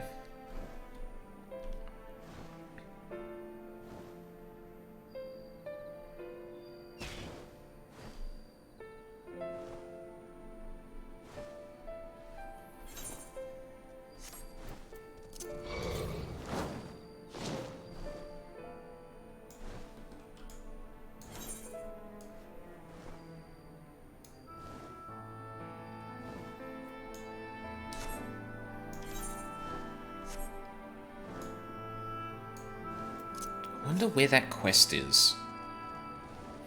Like, I assume we probably come through here a lot more, considering it's, like, so close to the Crystarium and that, but, it might just be MSQ progression that's required to get to the next bit of it, but... This area in particular, and I guess Armorang and, Yulmore as well. Or, sorry, the fuck's the name of that place? Calusia, that's it. They're kind of structured a bit differently than, like, some areas in previous expansions that required you to look for Aether Currents, so... I guess I'm kind of just, like, second-guessing myself as to whether, some of that... whether, like, I'm making a mistake, or the game hasn't paced... or the game hasn't paced itself in the same way in that area.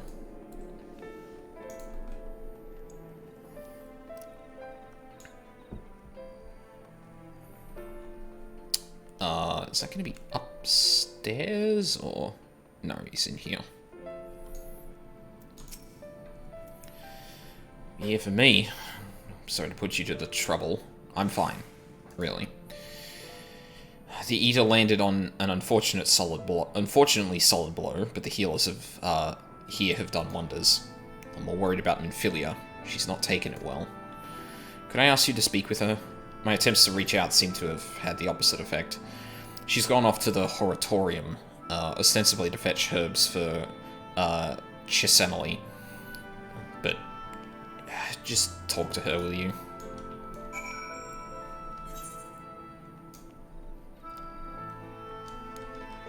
Crystal Mean.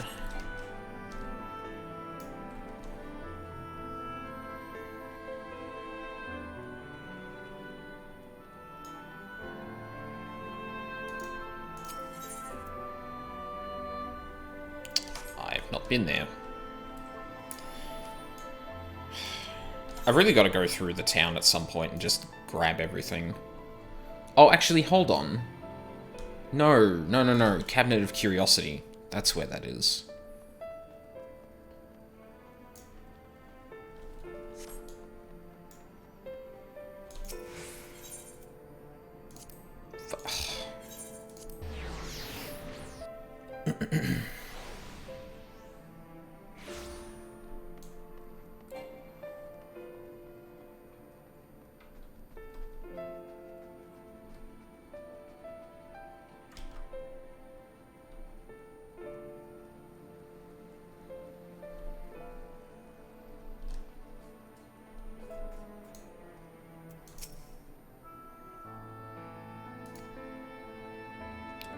Minfilia appears to be lost in thought. Perhaps a gentle poke will get her attention.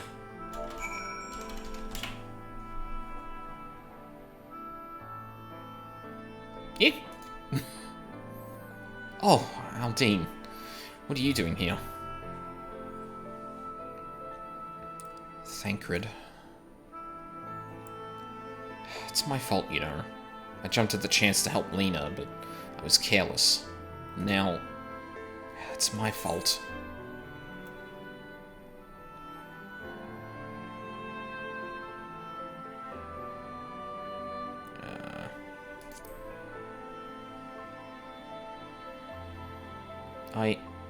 Are you sure?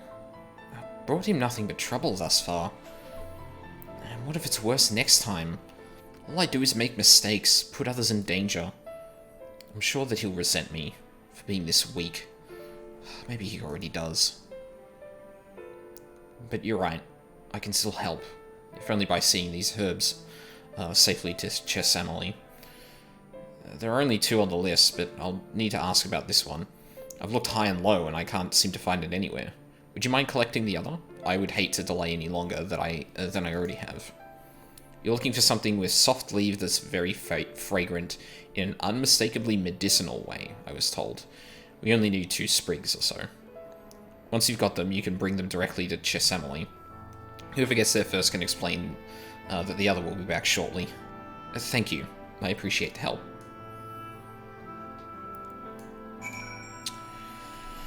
Okie dokie.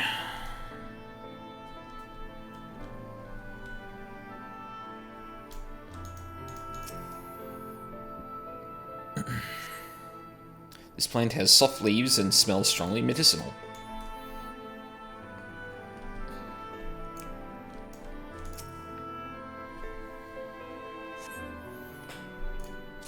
Ah, nice. It was just the first 2 I found.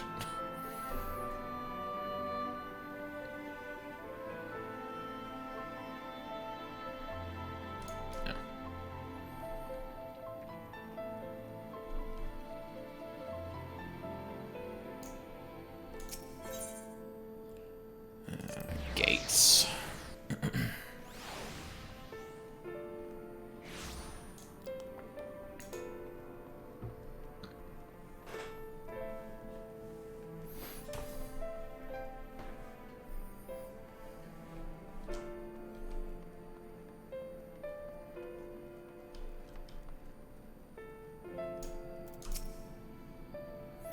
Ah, Infilia told me that you would be bringing the rest. Potent medicinal herb that very much smells the part, so named for its potent leaves. Or pointed leaves.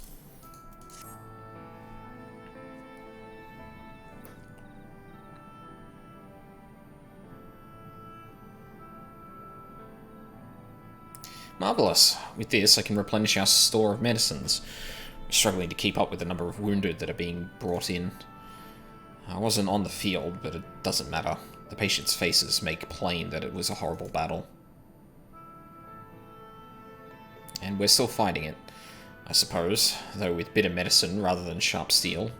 But we'll win, I promise you that.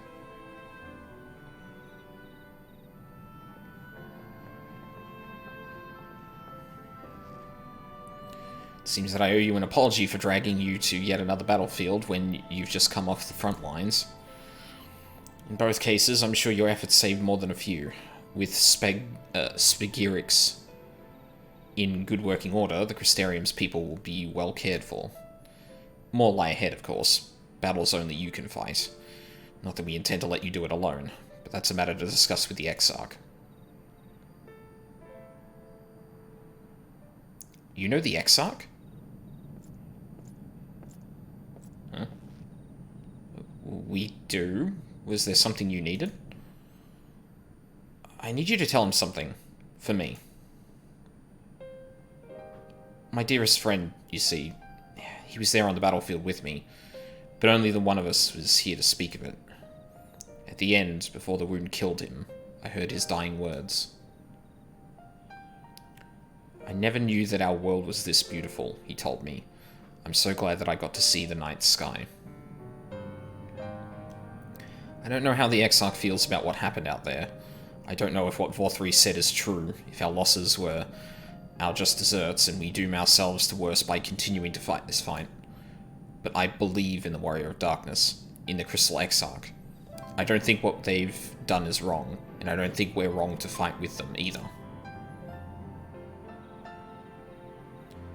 My friend, he smiled in the end, just as he smiled when he raised his glass to celebrate the return of the night. That's how I want to remember him. So I want to tell the Exarch, don't give up. Don't give in. Please.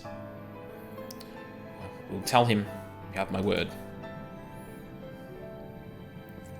Uh-oh. What did you do, Ryuzaki?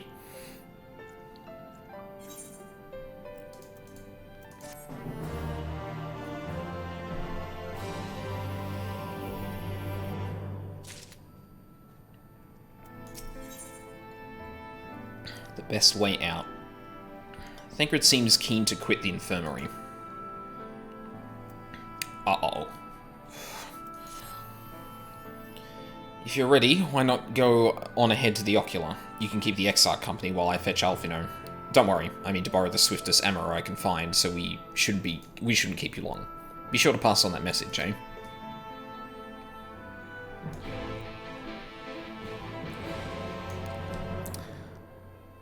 Niergestall. Been sitting here trying to fix an issue that didn't exist for 20 minutes. I kept testing with macros, wondering why one that worked was coming up short, only to realize it was a completely wrong macro. Oh, yeah, I've done that before. I'm a programmer by trade, so that kind of shit happens to me all the time. You have my sympathies, because... boy, is that a humbling experience. Like, oh, I was trying to fix a thing that didn't exist because I misunderstood what was happening. Yeah. Welcome, my friend. Tales of your heroism on the battlefield precede you, though I confess I found them more gladdening than surprising. I hear no few of our people have you to thank for plucking them from the jaws of death. Would that they had not needed saving to begin with, but the responsibility for that lies with me. One of our soldiers said that. Thank you. Rest assured that I fully intend to continue our work. I will not shrink from what must be done. Now, least of all. 5 bugs to fix one, patch it out, 8 bugs to fix. Yeah, more or less. Thankfully, I feel like the complexity of my job doesn't really allow for that much stuff like that to happen, but... See, like, the way most people read that is, oh, you introduce a fix that complicates it even more and makes more things break, and it's more like, no, sometimes you fix things that reveal that there were other bugs that people couldn't possibly have hit while something else was broken. So, like, both of those are true, but I feel like people read that very differently to how I would. Though I mourn the loss, I will not lose myself to grief. Even should regret be my constant companion, I will follow the path I have chosen to its end.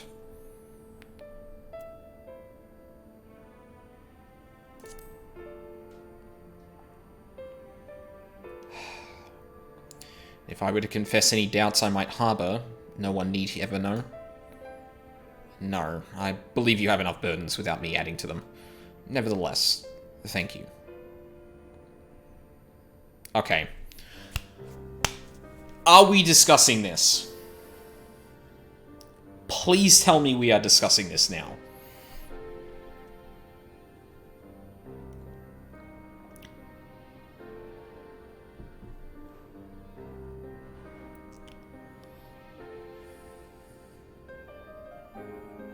My friends, with your aid, we have weathered a brutal assault. Lena or... yes.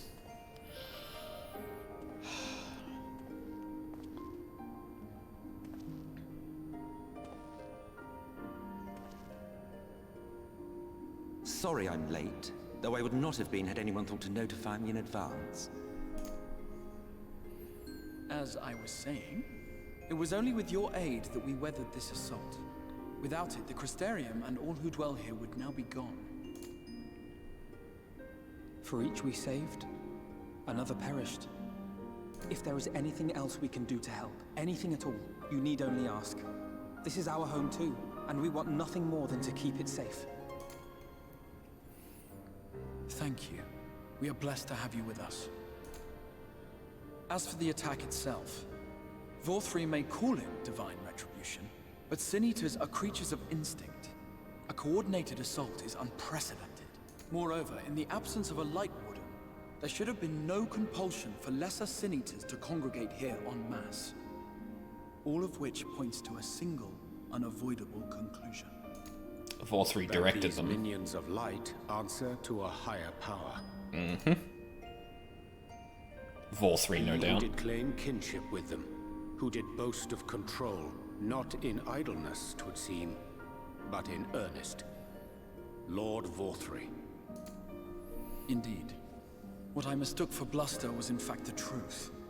The Sin Eaters are his to command. But if he imagines this show of force will convince us to bend the knee, he is sorely mistaken. I take it your meeting in Yulmore did not end well. You could say that, yes. But I am wiser for the experience nevertheless. It appears he has mastered a technique which allows him to enslave the minds of others. A fact I discovered when he attempted to use it on me.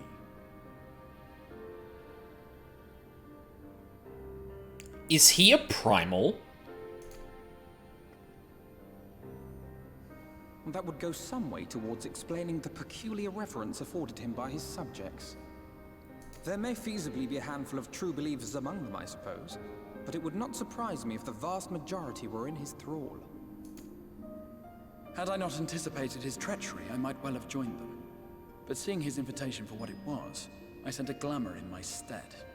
I rather doubt such tricks will avail me a second time, however. Did you have any luck tracking down the Light Warden in Calusia? It's probably him. Sadly, I have nothing to report on that front. Oh. What of Armorang? Not him, but probably the lion, I would guess. After a fruitless few days scouring ruins, I resorted to asking the locals. Glamours are truly the endgame. Yeah, I mean, when you're a fucking powerful magic user, you don't go anywhere in person. Like, that's just asking to get fucking, ganked. While no one I spoke to had seen any sign of the Warden, I did uncover a possible lead. An abandoned mine in western Armorang. From what the Mord told me, it would be a perfect place to stay out of sight. Of course, I could never hope to explore such a labyrinth quickly or safely on my own, so I returned here. Even should we all join in the endeavor, an exhaustive search could take weeks, and with no guarantee of finding anything.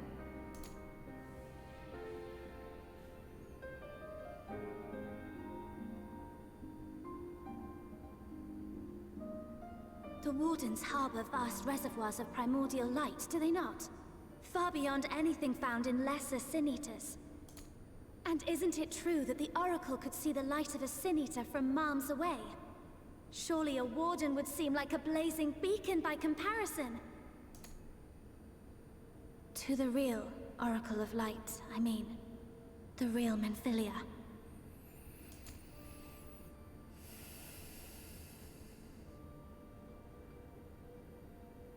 If we travel to Armorang, to the south where she halted the flood, I could summon her back. What do you think?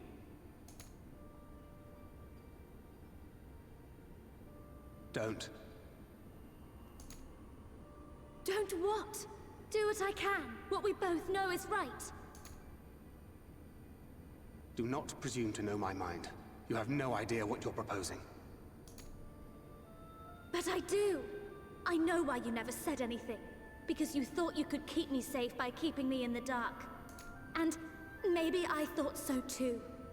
But I knew, Thancred. I always knew.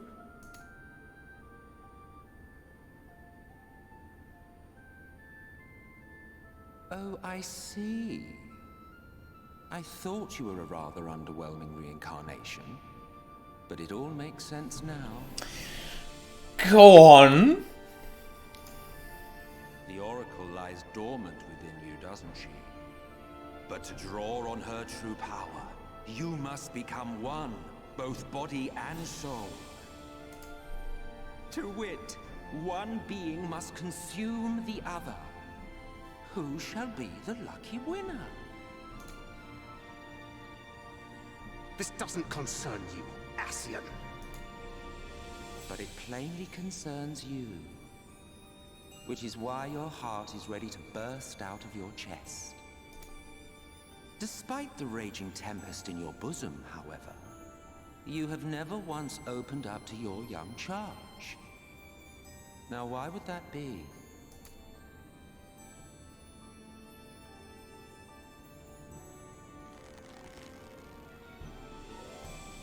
Love. Well, I for one think it's a marvelous idea. Certainly more promising than any of your other suggestions. So, it's off to Armorang we go. We're really not going to have this conversation now, are we?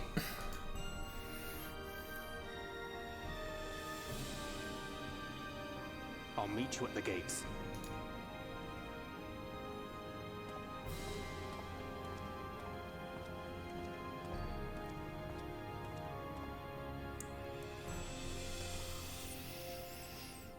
Son of a bitch! God damn it! I'm sorry to be so insistent, but I know this is the only way. If you're willing to give me a chance, come with us. Alright, I'm gonna take a quick break here, just to get some more water and that. So, damn it. We're not gonna have that conversation until later, I bet. But the way Y'shtola was like, yeah, clearly this needs a deeper conversation later on. I was kind of hoping that maybe this would be the point where we sat down and actually thought about what the fuck is going on, but no. Charging headlong into, the next bit. So, yeah, I will be right back. And then we'll continue on.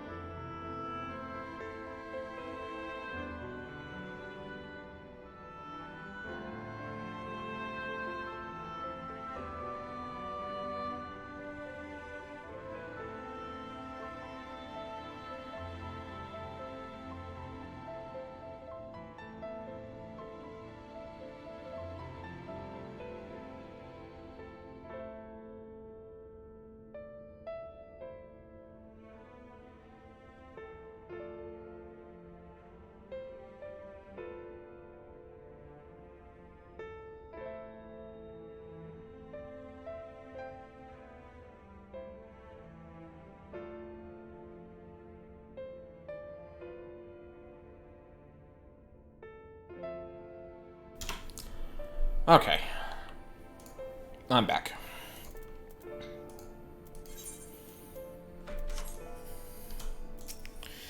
What do you have to say for yourself? Do you ever grow tired of shuffling your feet? If you have something to ask, ask. Oh, something to ask me, ask. Tell me about Zodiac. As I told you before, Zodiac is the creation of my people, the First People. We summoned him, as your kind might summon a Primal, albeit an infinitely more powerful one. And like one of your Primals, he tempered us. It was only natural. There was no resisting such power. And so we Ascians came to exist solely to bring about the rule of darkness. His darkness. Of course, some would call us evil for it, and they would be fools, though that is only to be expected, given their innate inability to conceive of the nature of our universe. But I believe I am repeating myself. Do you not trust me to speak honestly? Do you hope to catch me in a lie? Really, I have no need for deception, and even if I did, I assure you, you would find it quite indistinguishable from the truth. Wait, sorry, what was that last bit? I have no need of deception. You would find it... And even if I did, I assure you, you would find it quite indistinguishable from the truth. So there's confirmation that the Ascians have been tempered by, Zodiac. And there is an awfully high crossover between people who are Ascians and have powers reminiscent to the Echo. So...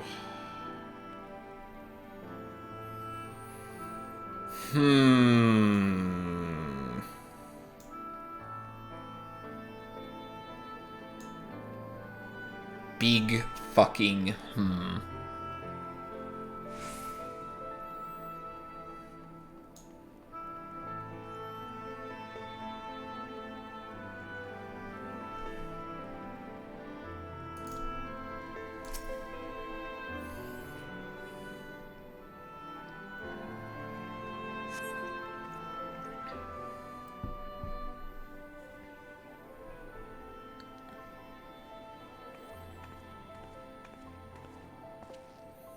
Sorry for the wait. I'm ready now.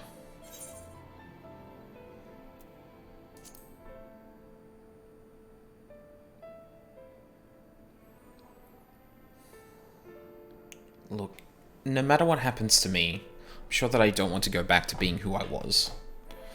I want to be stronger, strong enough to face my destiny, and I want to believe that I can play a part in saving this world. I hope you can find it in yourself to believe it too. When you put it that way, how could we not?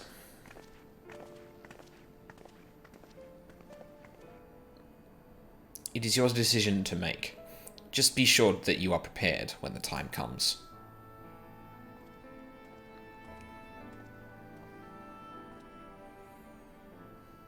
If all are assembled, shall we depart? We'll follow your lead. What route would you have us take?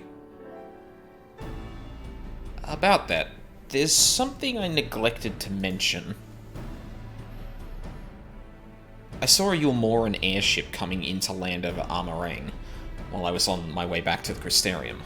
No doubt the same vessel that bore Vor3's forces to Raktika. Meaning we can expect to encounter armed resistance on our journey through the region. Right, now, Nabath Arang lies to the southern reaches of Armarang, and there are two routes we can take to get there. First is the eastern route, which would lead us past Mordsuk. The other is the western route, which would require us to pass through the Hills of Amber. Minfilia and I took the eastern route last time. Yes, that's the most well-trodden path. It also makes for easier traversal of the Nabath Severance. But we can't use it. If we did, we'd need to cross the Severance to form from a point nearby the inn at Journey's Head. If the Ulmorans caught wind of our approach, it could very well bring them into contact with the inn and its patients, and we could be sure their activities would not meet with Vorthri's approval. That is a very good point. It will make the journey more arduous, but I believe it would be safer to take the western route, which brings me to my proposition. While you make for the Hills of Amber in the west, I will draw the Ulmorans' attention elsewhere, to an area in the east that I know to be uninhabited. That way, you'll have a chance to reach a chance at reaching Nabartharang unopposed and without risk to civilians. Cannot deny that it's a sound plan, but nor can I allow you to go alone. My skills will make your task at least somewhat easier, will they not? I will accompany you as well. It will afford us a chance to have a proper conversation. And if I go with the others, I'm likely to say something Thancred will regret.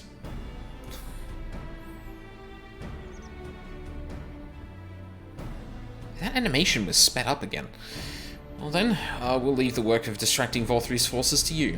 The rest of us will take the western route and try to avoid attracting attention. With that in mind, I think it's best that we follow the road from the bridges. We'll move faster with a solid path under our feet.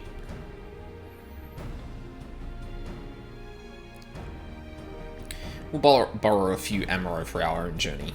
I'll leave the rest to you, Midfilia. Thank you. I'll try not to disappoint.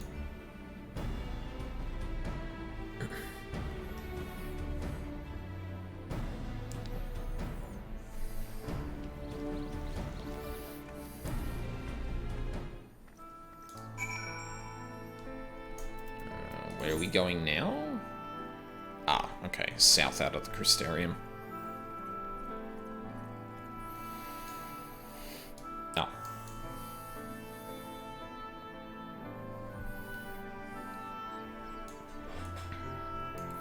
So I guess the only question regarding, like, the Ascians and their powers at the moment is, did they gain those powers from being tempered by Zodiac or not?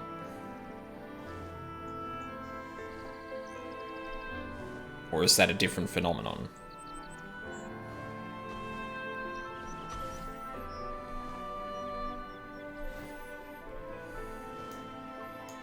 It's Papalotl? I think I said that right. Oh yeah, we've been down here before. I completely forgot that it went to... or bordered on Armoring.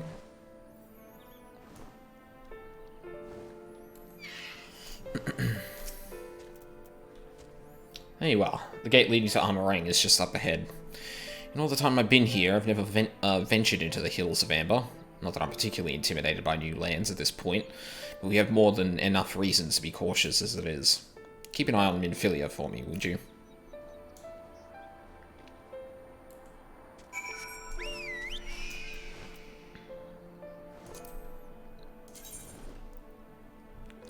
Jesus Christ. It's gonna take so fucking long to train you up. I'm assuming companion experience doesn't scale with expansion, because otherwise I feel like I would have blasted through a lot of levels with it by now. Hardis. Off so soon, Master Velspark? You barely had had time to recover from the battle. Well, duty calls. Well, if you're certain, I'm hardly in a position to question you.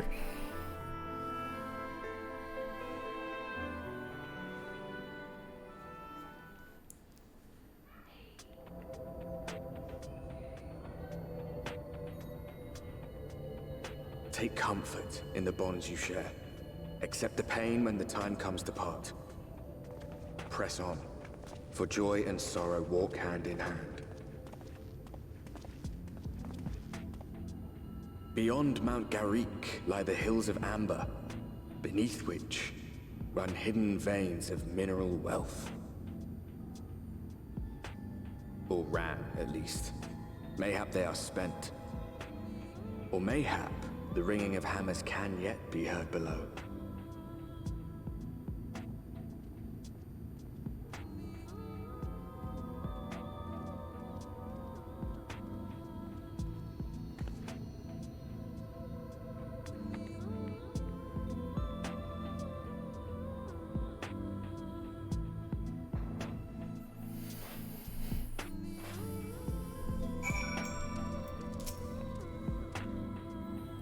place has been scarred by the flood too. Who can say what lies ahead? Whatever else this road may be, it is mine to travel, and I don't plan to take a moment of the time I spend upon it for granted. Yay, more gear. Luckily, gear I still have room for.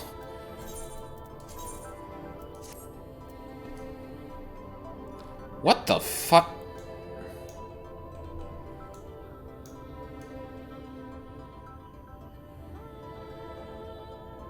Actually, I kind of dig that. I don't really like the feathered kind of, furry ring around it, but... yeah. Free trade. Thancred is gazing with interest at the nearby village. I take it you're seeing what I'm seeing? Finding a village when we're hardly 10 paces into the hills is a surprising stroke of luck, especially given our recent fortunes, but you won't hear any complaints from me. Let's see if the folk who live here can tell us what to expect from the road ahead.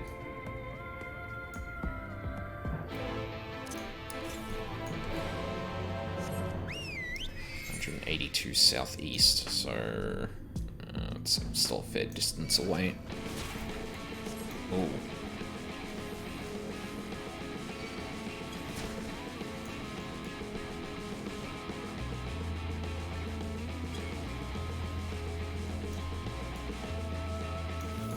Oh yeah, Village of Kobolds. 290 east. Really? Oh, it's probably that one, actually. Zun Zun.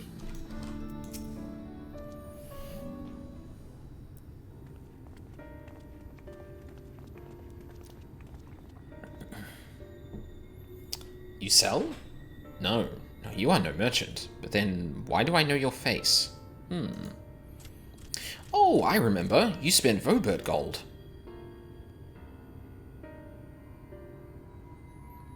Such a coin purse cracking. You are already a legend among Maud traders. You're a traveling merchant, then. Can you tell us anything of this village? Of course, anything for valued customers. This place is Garrick. Before the flood, it was home to many miners. After, not so many. Now, none. So Master Gengen borrowed the village, made it into a trading outpost. Very convenient location. In which case, you all must be familiar with the local roads, correct? We're on our way to Nabartharang ourselves. If we continue south from here, will we have any difficulties reaching it? Oh yes, great difficulty. The flood rent the stone and crushed the mines surrounding Nabartharang. Only steep cliffs and collapsed tunnels remain. Oh no. But surely there must be some way. Do you think any of the Maud might have some sort of hidden route? Perhaps. You ask, they tell. Tell for free, even to friends of our best customer.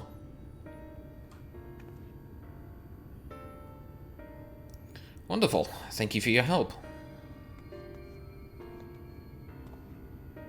Well then, best customer, let's see what information your reputation buys us.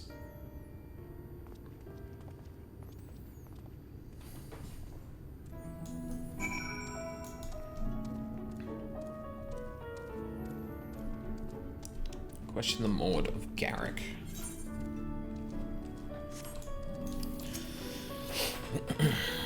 For Nabartharang, airship is best. Nothing is faster than an airship. The Umorans have one, I hear. You can ask them to take you. It seems somewhat superfluous to do so. You dutifully make a note of Godgong's words. Ask Umorans. Do you repair stuff? You do.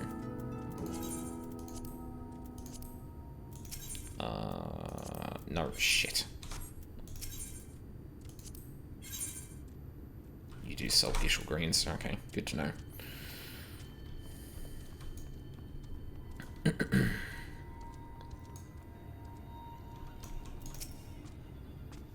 You wish to go to Nabartharang?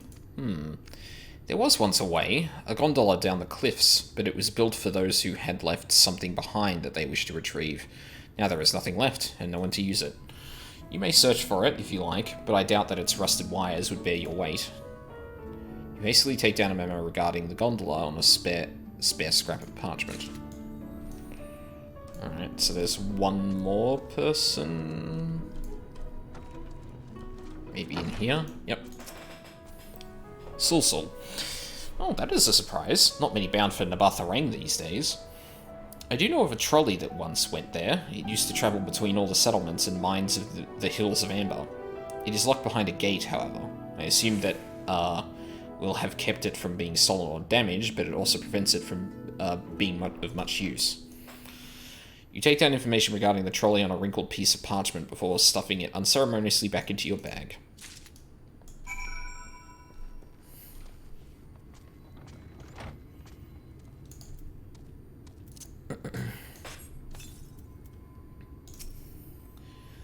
Haldane, I'm afraid I've learned little of use about how to reach Nabatharang.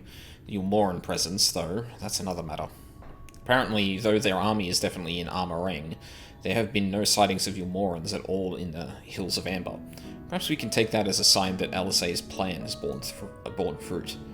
Did you have any better luck finding us a route forward?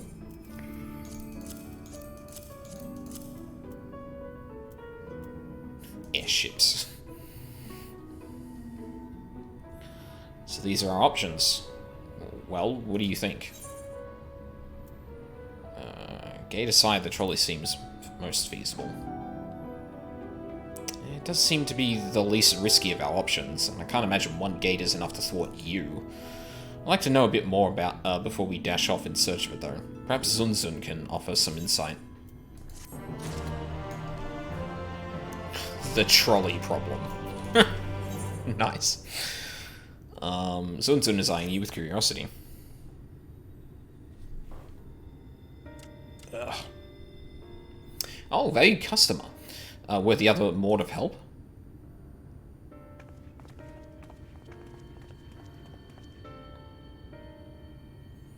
Of a fashion. They told us of a trolley that runs to Nabatharang, at least.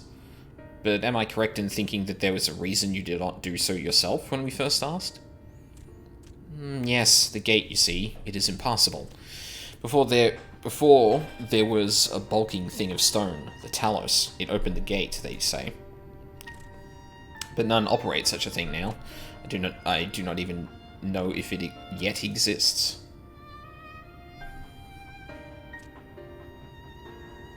I do not know, but you should travel east to Mount Biran Mines. That is where the trolley controls stand.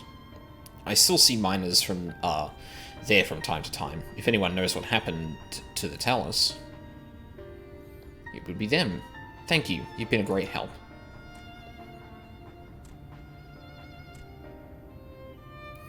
We're off to Mount Biran then.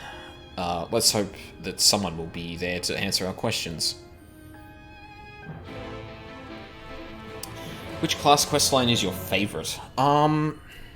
So I haven't followed nearly as many through to this point, obviously. The only ones I've done are... I've done Black Mage up to 50, Warrior up to 63, I think is the last bit I got to. I did Bard up to 50. No, I've done Bard up to 60 now.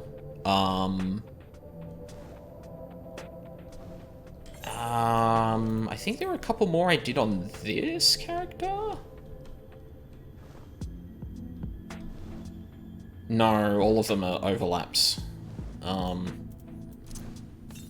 Gunbreaker starts at 60, so I didn't really get much there before I decided to not do it on this character. So yeah, I've only seen Black Mage. Oh, Guidalite, your songs are bad and you should feel bad. Bard is my favorite comic questline. Yeah, that was pretty funny. Seeing Guidalite and shit, what's his name? I forget the other guy. But seeing them squabble was pretty funny. I guess, like, I like the Summoner one the most because it gives us, like, a little bit more insight into Primals specifically, which is obviously was a bigger thing in previous expansions. And, well, I mean, it's going to become relevant soon. So it gives you a bit of the background of, like, Allagan and, how summoning is as an art form and stuff like that. Sanson, yeah, that's it. So I think summoning is my favorite at the moment, just because it gives you like tangential information that actually is kind of relevant to your understanding of the main story quest or aspects of the main story quest. Whereas the other ones I've run into so far, Bard is fairly isolated. Black Mage is its own thing entirely. Warrior, it's far more of a personal story than something like Summoner, so it's really hard to even compare them. Though I feel like the Warrior questline kind of falters at really giving personal payoff to some of the things, personally, but yeah. Again, I haven't seen all of them all the way through yet, so who knows? I guess my favorite at the moment would be Summoner, for the reasons I stated, but that may change in the future. Love quests that actually feature the Soulstone, like BLM, yeah. AKA whatever the Soulstone high level Black Mage will literally burn you inside out. Is that a thing? I hope you didn't just spoil something about, like, 50 plus, because I did say that I only got Black Mage to 50, but I guess it's not much of a spoiler, but yeah.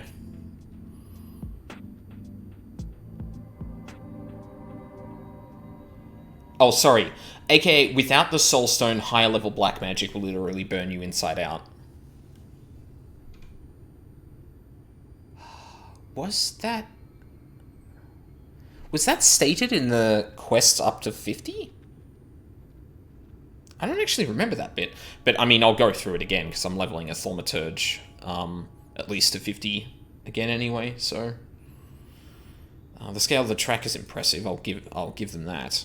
Now we only need follow it until we come to the mines.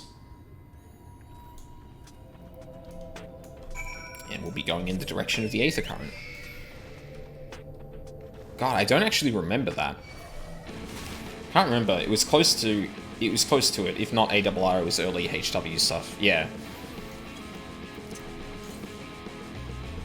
Okay, fair enough.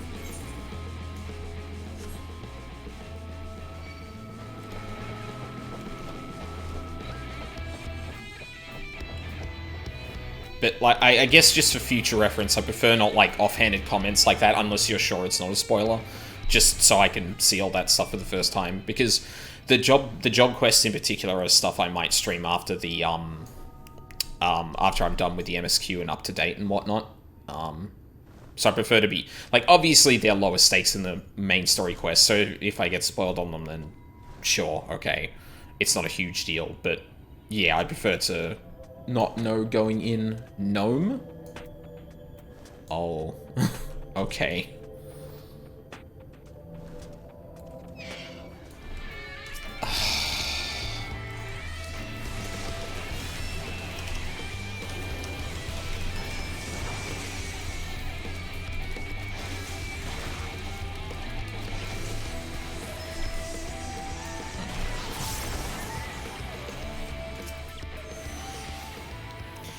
Bit of a mess, isn't it?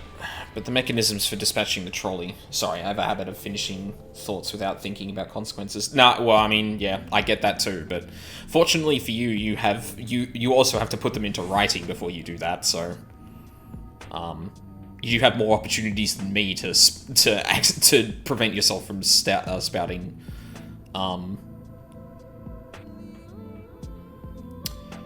couldn't think of an appropriate end to that sentence. Like, yeah, I understand. And again, like, for class quests and stuff like that, it's obviously a lot lower stakes, but yeah. If you can avoid it, I would prefer it. But the mechanisms for dispatching the trolley are here, just as Zun Zun said.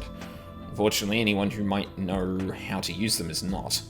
We might wait for Zun Zun's mysterious miners to appear, or have a look around and see if we can deduce anything useful in their absence. I'm in favor of the latter.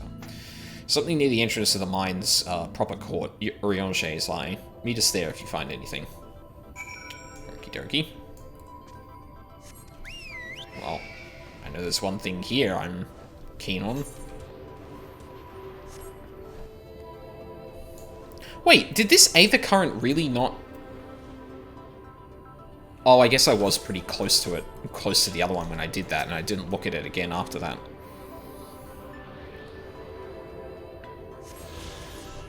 That was kind of dumb. Something up here?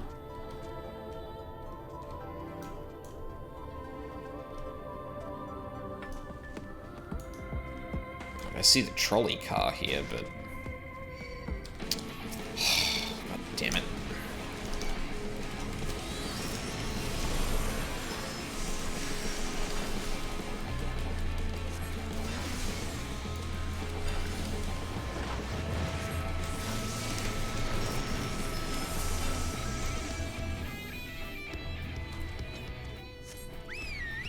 Oh, right.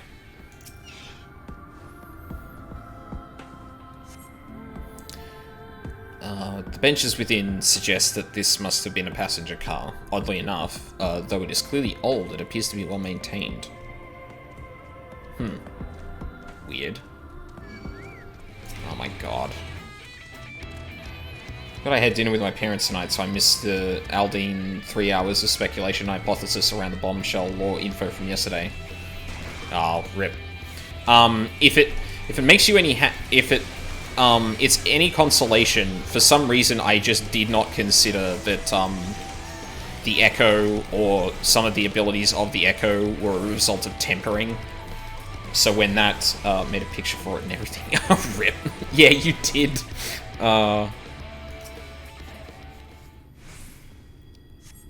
Sour about that. Flecks of rust adorn the rails, but they nevertheless appear sturdy enough to bear the trolley without issue. Okay.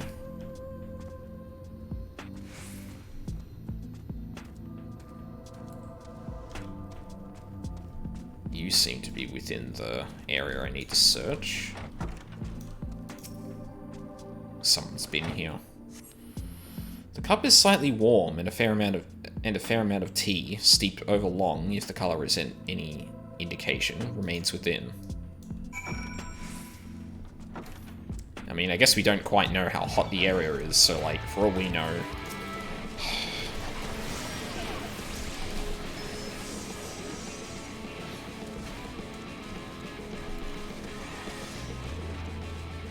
Fine, bugger off then.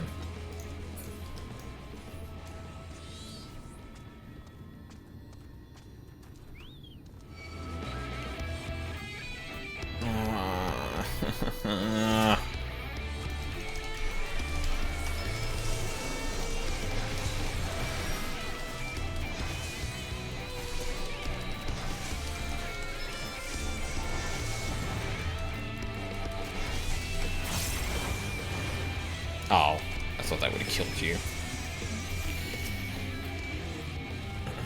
Ah, Aldine, what hast thou discerned? Someone was here.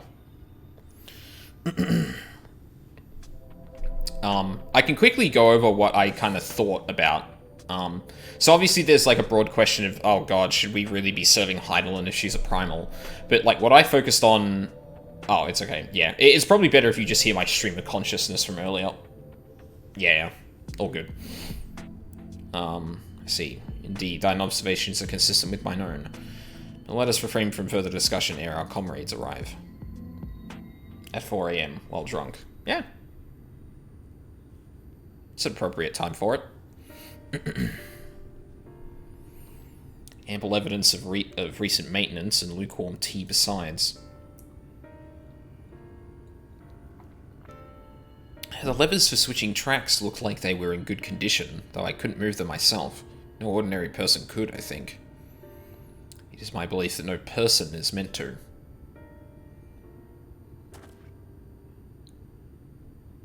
This Talos beareth more than a passing resemblance to golems of the Source. Nor doth it appear to be the sole example of its kind. The proliferation of Talos fragments, as well as the enormity of the mechanisms here, suggest a considerable number were once in operation.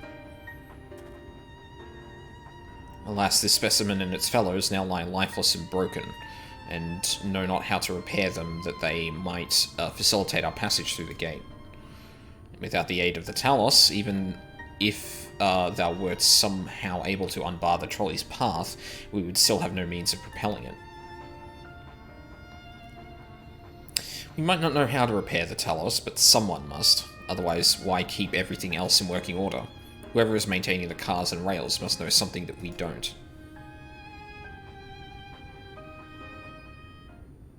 Let's ask them what it is, shall we? What? Aldine, I do believe you'll find a person of interest skulking in the shadows behind the warehouse on the northwestern side of the tracks. Okay. Well, you two have a friendly chat. The rest of us will gently encourage those to the south to come out of hiding.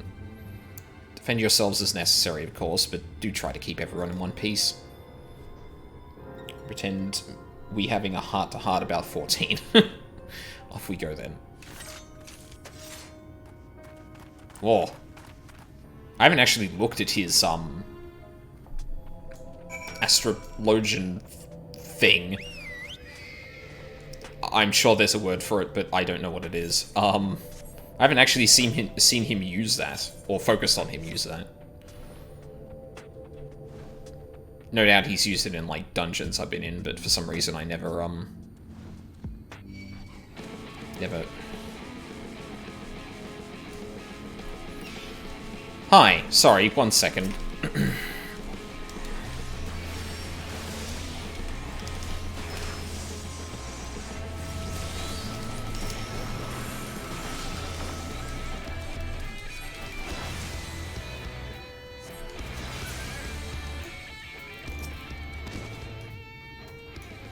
Wicked White, where did you come from? Oh, no, never mind that. You have no business here, of that I'm sure. Bruh. Did you literally not see me summon Demi Bahamut?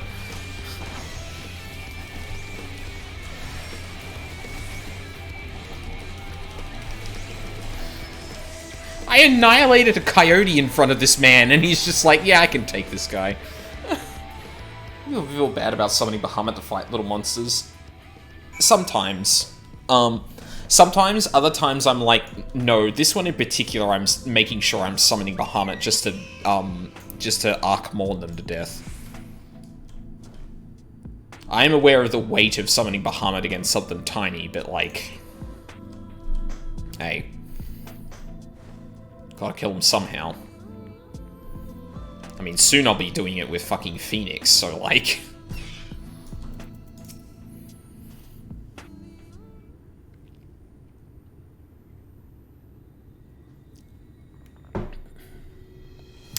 Good to hear. These two weren't much trouble either. Let's see what they have to say for themselves. Us? We're not the brigands come to take what isn't ours. Do we honestly look like we need to steal? What, some rusted bits of iron? Don't be absurd. We're not here to rob you. A likely story. You look, well...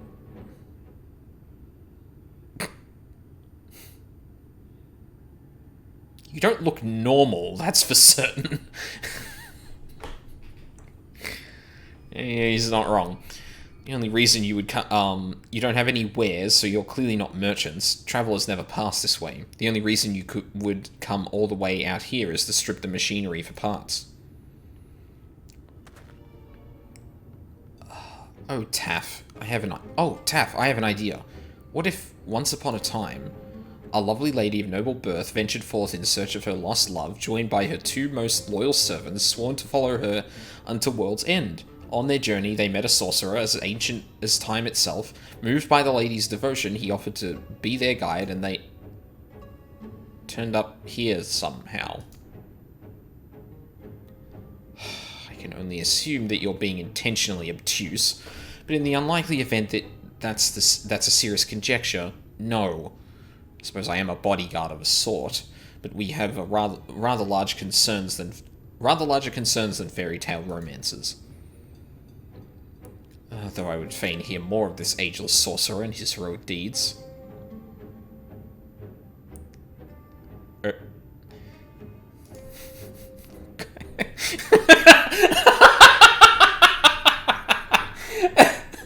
Uriel J says that, and Thancred's like, oh gods. Gods grant me strength. If I may, we're actually searching for a means by which to travel to Nabartharang. We were hoping that the trolley here might offer a solution. I realize that we haven't gotten off to the best starts, but if you know anything about how we might get it working again... The trolley? The trolley? You should have led with that. We're always keen to discuss the trolley. We're both engineers in training, in fact. Jarek and Taff at your service. Technically, I'm a miner, and he does repair work, but our true passion is the trolley. We're working with a few other folks to get it up and running again. And before you ask, yes, it's true that there's little in need of transport these days, but that's no reason to consign a miracle of mechanical innovation to dust. The mere sight of it travelling the track once again would make hearts sore, mark my words. You'll hear no argument from us. What progress have you made thus far? Not as much as we'd like, truth be told. Well, is there anything we could do to assist you? We could gather materials, or help put pieces together. It's a sight more complicated than that, I'm afraid. If you spoke with Magnus, you'd understand. He's the only one with full knowledge of the trolley's operation. I suppose you could speak with him if you like. We'll introduce you. I mean, was he the one I bopped on the head, or...? Very well, our options are limited, and if this Magnus can explain whatever is preventing the trolley from being restored, I'd like to hear it. Right, looks like you'll be following us back to Twine, then.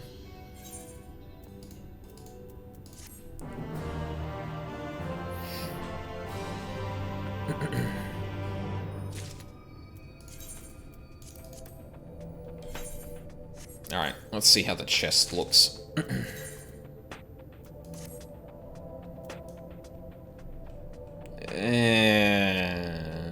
It would look better in blue. I guess I could dye it, but yeah. Can you see what dyes are applied to things?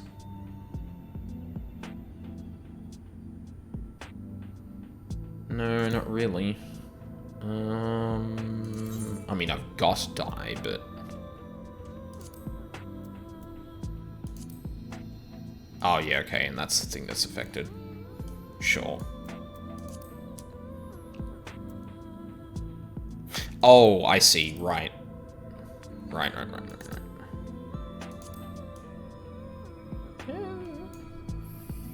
Yes, go into the dye menu.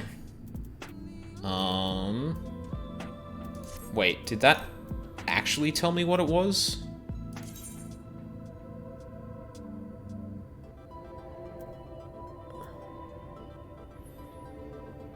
I don't think it did, but oh, I can see how it's affected, so I'll have to figure out a good dye for that if I ever want to wear it, because I don't like it in that color. Rust and Ruin. Taff is ready to guide you to Twine, where you might meet the mysterious Magnus. If you're ready, we can leave right now. Though you haven't seen another fellow around here, have you? I thought he'd have come out by now.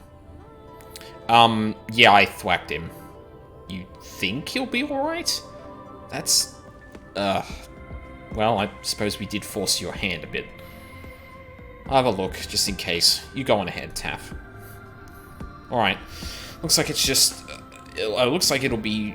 it looks like it'll just be you lot and me, then. Try not to let anything take a bite out of you on the way out of the rail yard.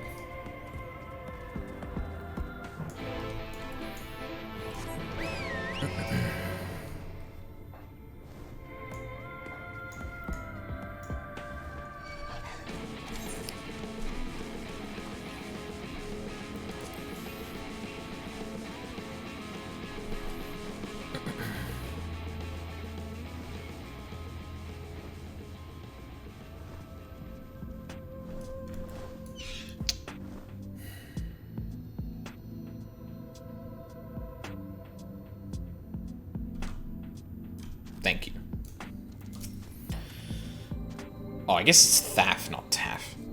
Damn, that's smarts. Did he have to thump me so hard? I'll be feeling that for the next fortnight at least. Not to be done about it now, though. I've pointed your overeager companions in the right direction, and they've gone on ahead, so we need to get moving. Normally we walk atop the tracks, but seeing as the young lady has a much shorter stride, that's a more perilous a route than I'm comfortable suggesting. Wouldn't want anyone falling through the gaps. Of course, the low road presents other dangers, but having been on the receiving end of your friend's blows, I'm not worried on that account. What, so I can take the fucking rail, then? Oh no, it's gonna force me to go down. Great. I'll walk across it then, fuck it. Oh, I guess there's a bridge there too. Southwest, so in that direction. What was it? 346, so probably somewhere... Oh, it's probably gonna be on the track, isn't it? Never mind, I'm glad I went this way then. Yep. There's Thaf. I bet it's directly west. Yep.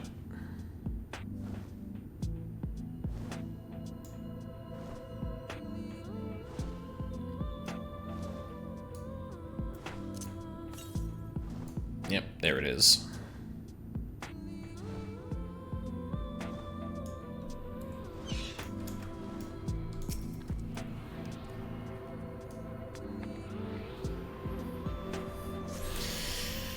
Nice. Alright. Almost rounded out all of the, searchable ones.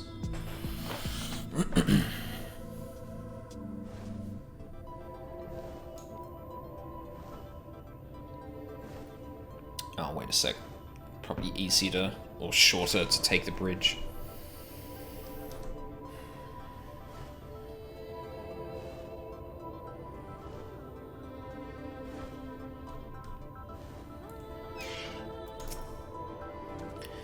Wait a moment, I think I hear something. Oh, that's something. Alright, run. Run? What?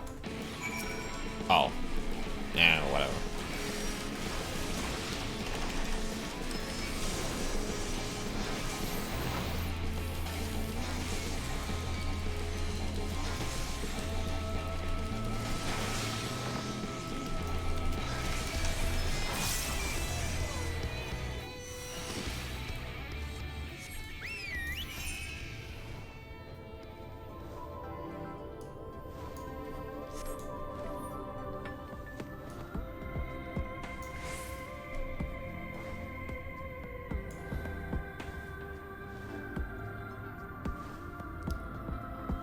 Ah, good, more.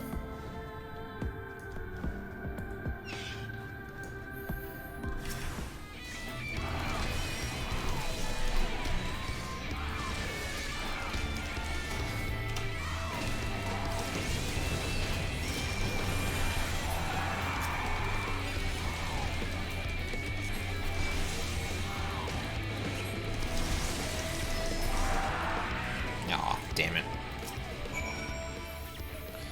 Sorry about that. I'll admit, I didn't expect this route to be quite so fraught with danger. We're nearly to Twine though, so we should make it without further incident.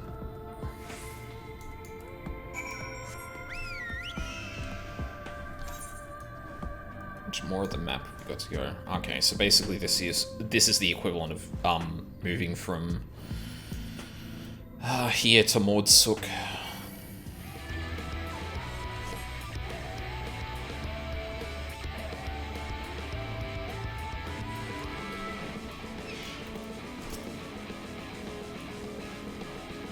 This is it. Welcome to Twine. The original dwellings were built to house those labourers tasked with building the track. Over time, miners came to seek their fortunes, and that's what made the town grow to what you see before you today. But it was still the trolley that brought them here. As you've doubtless noticed, the track goes to the very heart of the town. It was the heart of the town back when the trolley still carried everyone home at the end of each hard day in the mines. Now there is no trolley. nor much work to be had in the mines, for that matter, but only residents that remain... the only residents that remain are the destitute, the delusional, and those with nowhere else to go. Or so they say. That should give you some indication of what to expect when you meet Magnus. As I said, it will help you understand why we can't get the trolley running. Just don't expect too much aside from that. Well, that's encouraging. But I don't see that we have much choice. Let's go and meet the man. Right after I grab this aetheryte.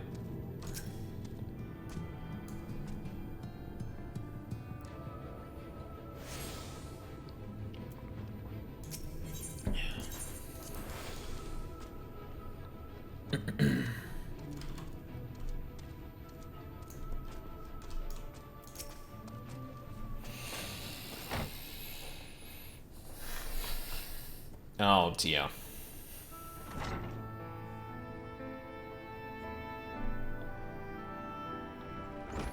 Who are you supposed to be? Never seen the three of you in my life.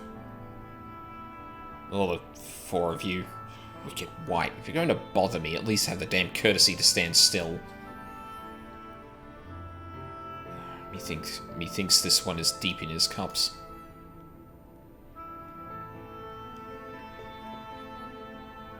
These are my guests, Magnus. We ran into them at the mines. They're looking for a way to reach Nabatha-Rang, so they came to ask about the trolley, you see. Hey, Charles. How's it going? We are in Armorang for the second time. We're escorting Minfilia to the very south of the map. We're like level 76 in the questline, I think. What? There's nothing in Nabatha-Rang. Not anymore. And especially not for frail little girls. Give it up. No. We must reach Nabatha-Rang. I must. Ugh. So you have your heart set on it. Well, the world doesn't care. The place is a ruin, nothing more. And you're not getting there in the trolley. The thing doesn't run on hopes and dreams. We're not fools. It's necessity that drives us to Nabatha-Rang. If you insist that the trolley is not an option, at least tell us why. No. I'm sick of people asking me about the blasted thing. Leave me be.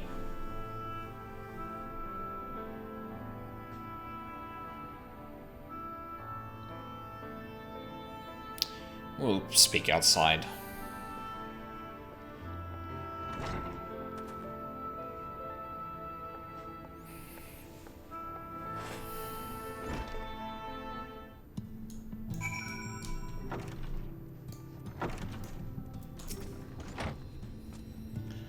He only said that because he thinks I'm weak. He's right, but I can't be. I won't be forever. There has to be some way. I must find it. Minfilia remains adrift in the turbulent sea of thought. Oh, I'm sorry. I was stuck in my own head again. It's clear that Magnus has no intention of helping us, but perhaps we should ask the other residents. They may know something of the trolley. I'll take the north side of town. Let me know if you learn anything. Thancred, art thou truly content to stand witness to fate's course and take no part? This isn't a matter of fate, Urianger. It's about choice. I've had years to decide where I stand. Minfilia has spent too long in chains already. I would not shackle her again by making my hopes known. It is for her to choose what shape her destiny will take. It is for me to stay silent, to protect her, teach her, and stand by her. That, at least, I can do for her.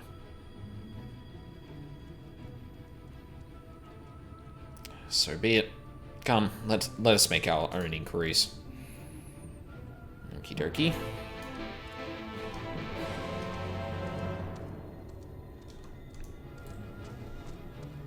Oh, there's Jarek.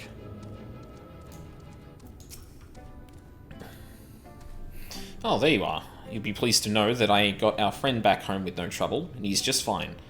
He was a bit shaken up is all. And you? What did Magnus have to say?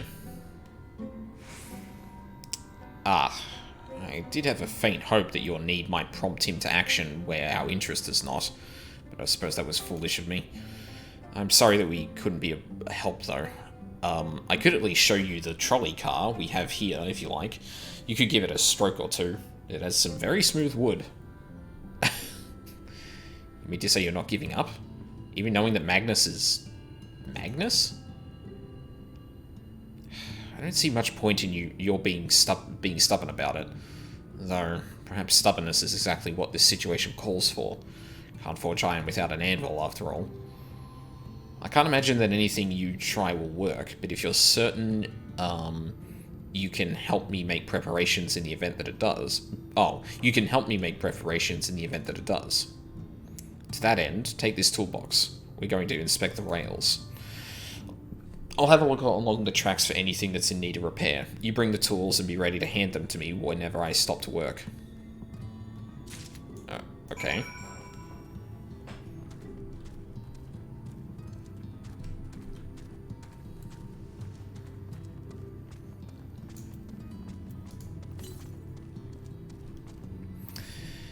Though rifling through hammers is doubtless someone's pastime, it would be more effective to open the toolbox where Jarek can use its contents.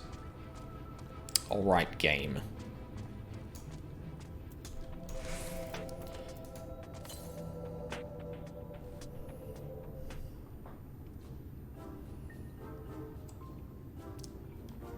You open the box, revealing the proud array of lovingly maintained tools within. Brilliant. Now, if you could hand me what I need as I work, that would be a help. In this case, this bolt is loose for one matter. You can't have that. I'll need to tighten it. A vicious-looking saw, a mid-sized wrench, a ragged cloth. The wrench, I guess.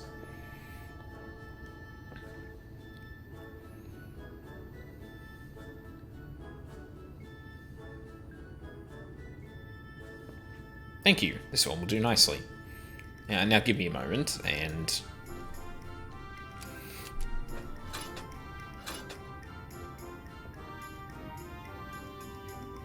There. I don't see any other problems here, so let's continue along the track.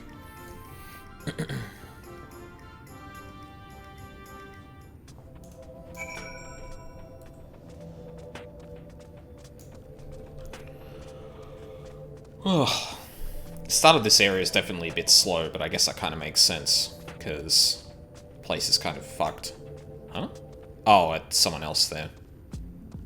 I was gonna say, what the hell? He found someone over there?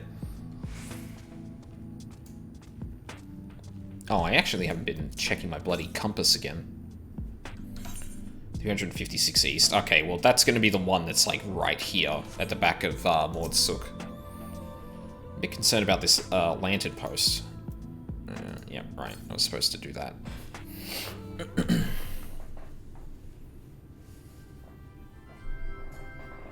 Alright, round 2. You set down the toolbox, the muscles of your arms enjoying profound relief, and open it once again. Quite handy to have around, you know.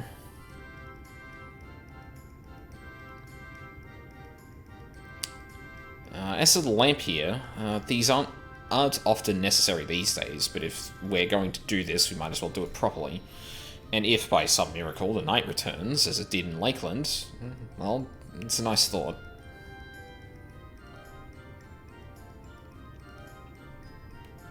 Anyhow, a bit of this post seems to have splintered. Whether its lamp is to be lit or not, we wouldn't want these little pieces of wood jabbing the next person who comes through here to do maintenance. I'll need to sand it down a bit. A bulky saw, a heavy hammer, a rough file. You just saw it off at the side, that's fine. That works, right?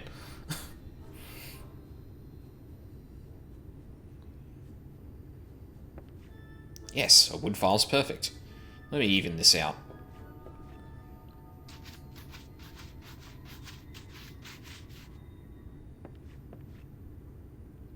That should do it.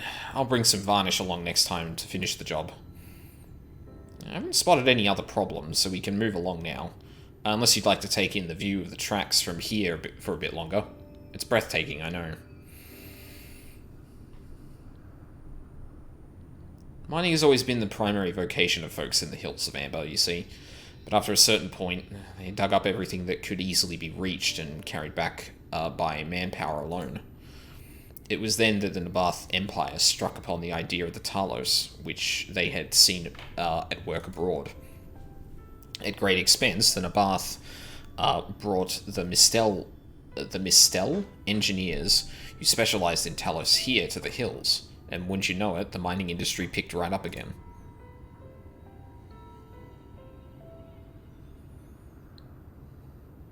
Twine itself sprung up around that time, as a matter of fact.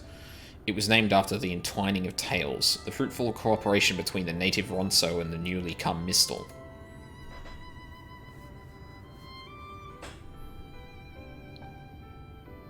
But that, like so much else, fell apart in the wake of the flood. The Mistel left, taking their knowledge with them. It was 15 years ago that the last of them, the folks from Daedalus Stoneworks, took off for Yulmore, and now no one remains that can repair and operate the Talos. But there's no use in lamenting what can't be changed, and there's one more thing we need to do while we're out here, so we might as well get to it. Vultures occasionally make their nests on the tracks, you see, and it falls to us to remove them when they do. Creatures are angry when disturbed, which is natural, but nonetheless a danger to anyone passing by. It's not my favourite task, to be honest with you. As you may have noticed, I'm not terribly suited to confrontation. That said, would you follow the tracks north and remove any nests you find for me? I'll keep an eye on things from here. Oh, Jesus, I almost walked straight off the tracks.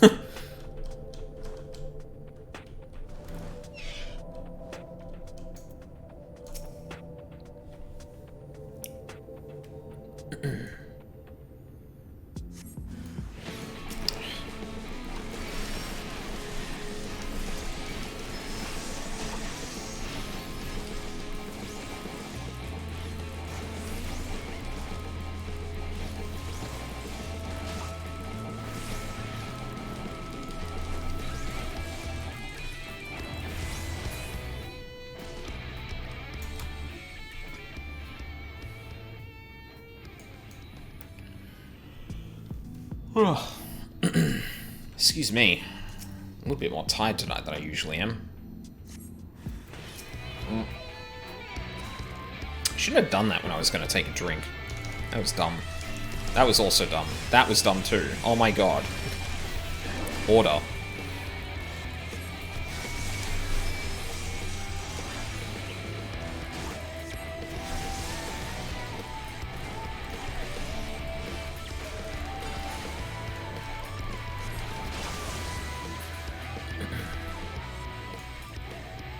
Oh, jeez, I actually managed to take a few hits. Weird. That barrier usually lasts longer.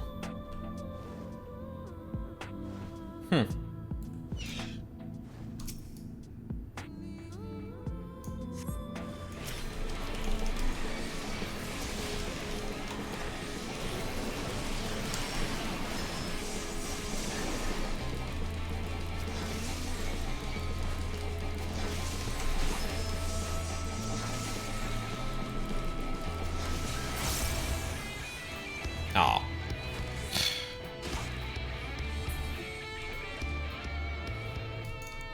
Alright, where are we going then? Oh, back on the tracks. Damn it. I was hoping we'd just go back to town. I guess I'm getting to the point that the level of the areas are catching up to my level, so kind of makes sense that I'm falling behind. And I guess too, my gear is falling off compared to here now that we're getting new gear, and I haven't found a replacement codex yet.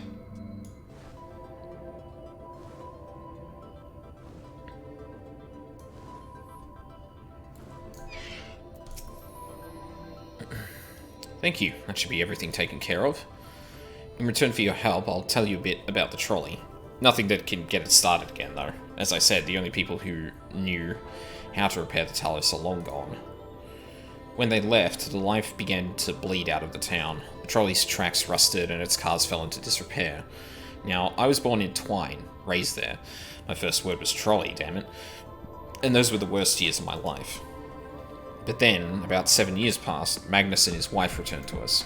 Magnus is a real, proper trolley engineer, and perhaps he would never have left in the first place if it hadn't been for his son.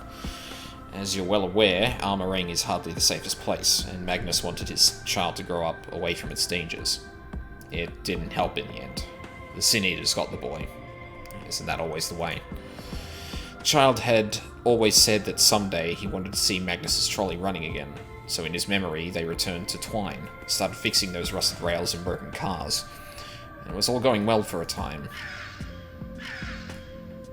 Huh? Wicked white vultures? Are they back for revenge? Never mind, I don't want to find out.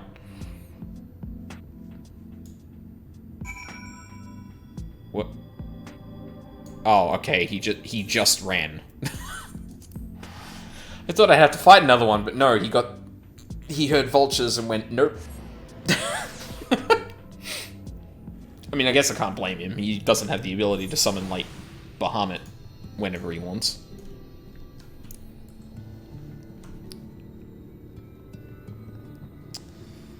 I gotta go to the shops tomorrow.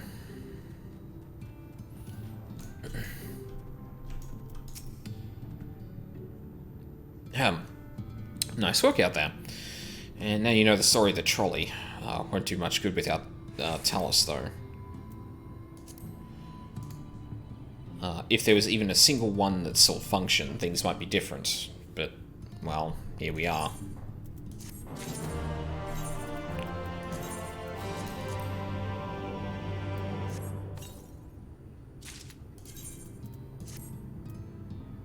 You can't really see them in this garb. Ooh, I hit 400. Nice. Despite his better judgment, Jarek is considering throwing you a bone. Not that it'll do any good, but we do have a Talos we've been meaning to repair. I can show you if you'd like. It'd certainly be nice to hear something other than Magnus's griping for a change.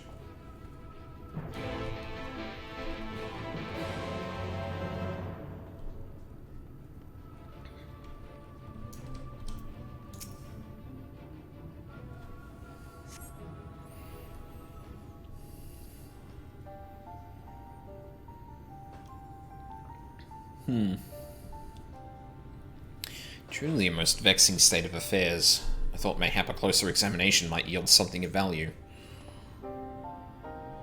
I see. The means to build Talos stone by stone are lost to us, 'tis true, but here before us slumbers a most fine specimen. Indeed, were it not for a few minor failings, it would be in working condition. 'Twill likely require naught but a few modest repairs and a suffusion of ether. Well, if you think you can get the thing up and running, far be it from me to stop you, but what exactly do you reckon is the problem?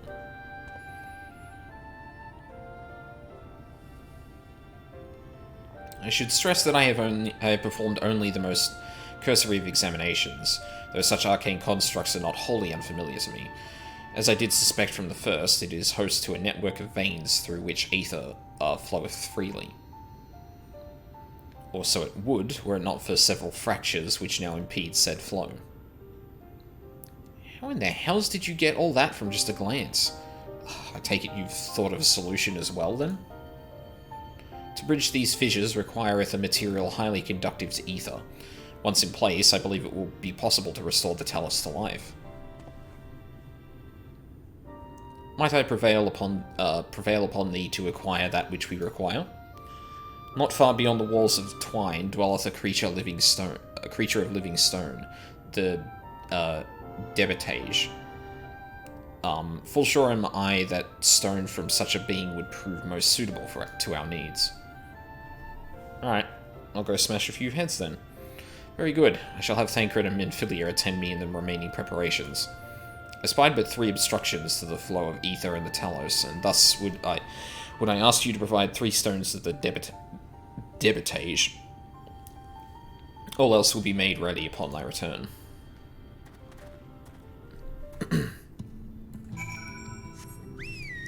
Oh, and now there's a quest. What is a Maud doing out here? Hi, friend. What? Far too below you. The quick-witted scavenger is concerned for his friend's safety. Oh, my poor friends, left to be eaten by horrid beasts. I feel terrible about running away, but what choice did I have? No point in us all being killed, now is there? Finding someone to go in and retrieve the bodies, rescue them, would absolve me of the blame, yes? If you could go to the ruins of Kelk to look for 2 Maud scavengers, I would be very grateful. Where is that exactly? Not here. We might go there later.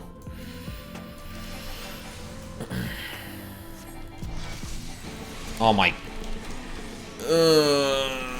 why do you do this?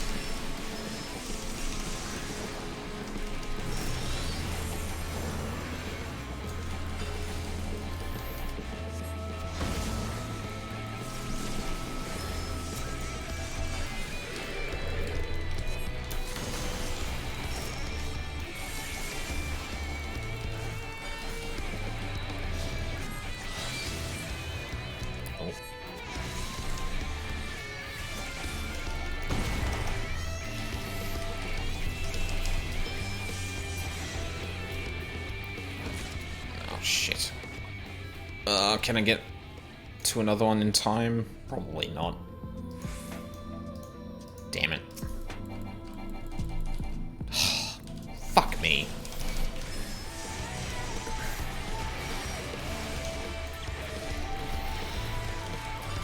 Where'd he... Oh god, it must have disappeared in the cutscene. I wasn't watching.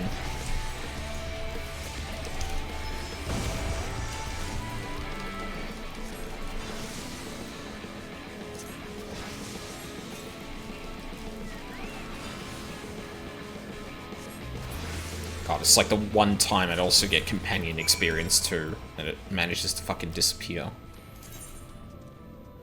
Yeah, it's getting there at least. I can actually just warp there quicker.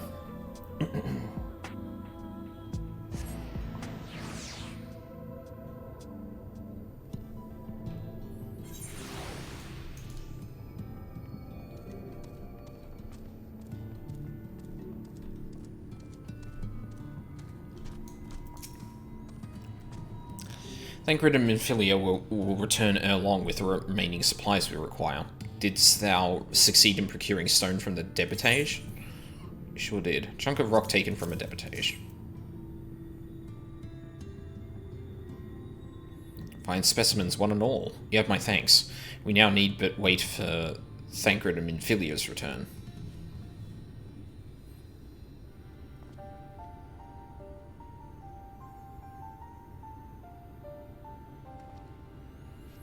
From end to end, the paths by which aether may flow through the talus have been duly mended. They but require sufficient endowment.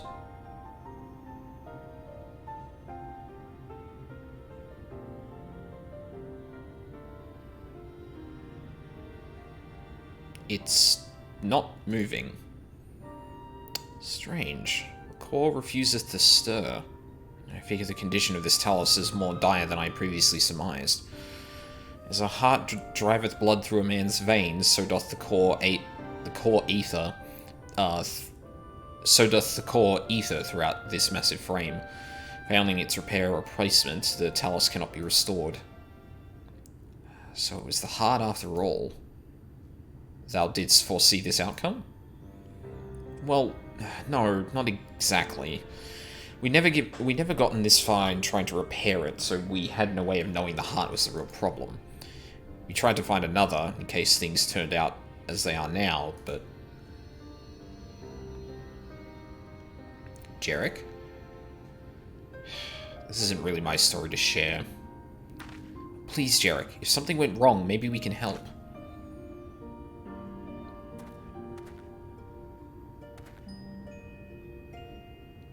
Alright, alright. After all you lot have done for me, I suppose it's the least I can do.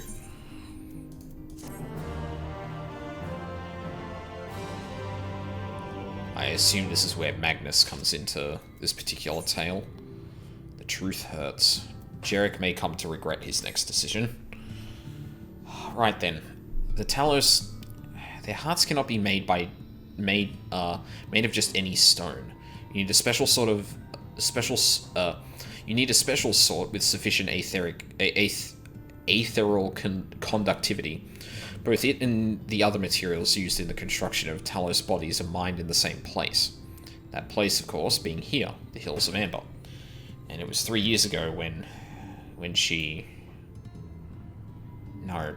No, I can't. I'm sorry, but you'll have to hear it from Thief or someone else.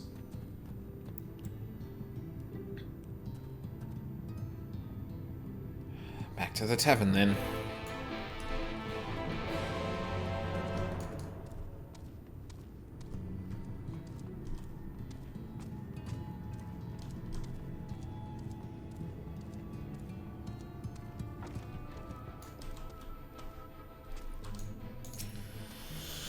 Hey, buddy. Still here, eh? You can ask again, but the answer's the same. Our trolleys are... What?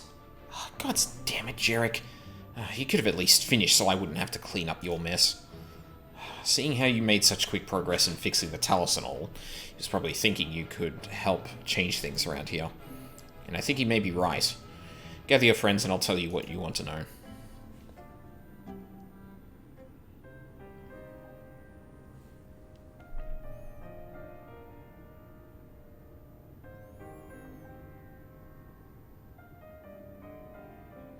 Magnus's wife was a miner, you know. Greatest prospector there ever was. When the golem heart started failing, she was the first to head out in search of more.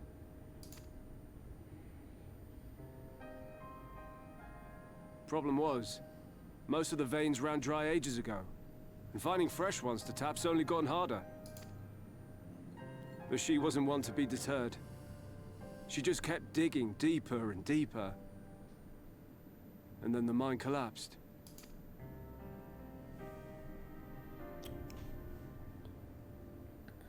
We labored day and night to clear away the rubble, but it took us 2 months to find her. To find her body.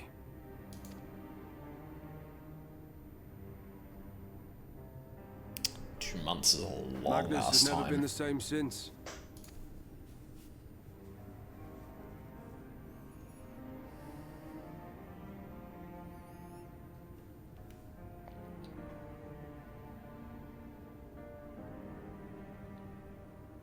Where is he, if you don't mind my asking?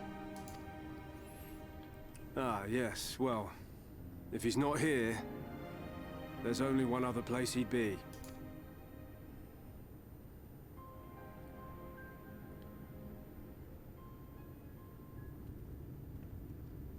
Yeah.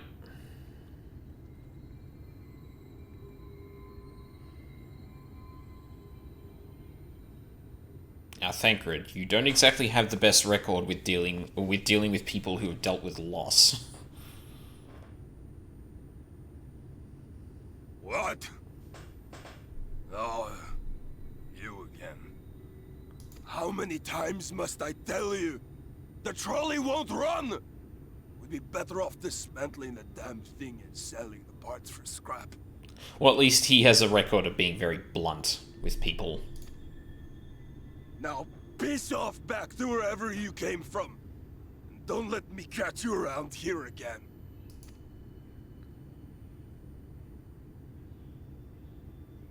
What were their names?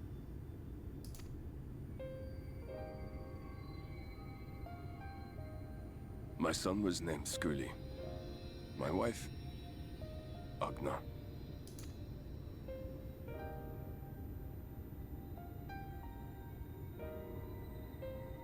Being here with them, it beats going home.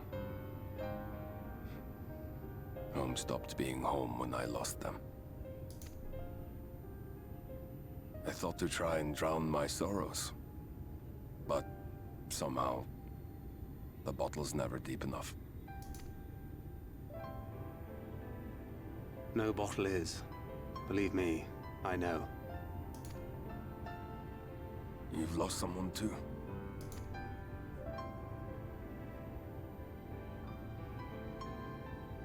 Not like you. Not my own flesh and blood. I grew up an orphan, so I never really knew what family meant. Not until I met a man who offered to take me in and make me his pupil. He was a kindly soul, always looking out for me, like a father. Not that I appreciated that at the time, or anything else for that matter.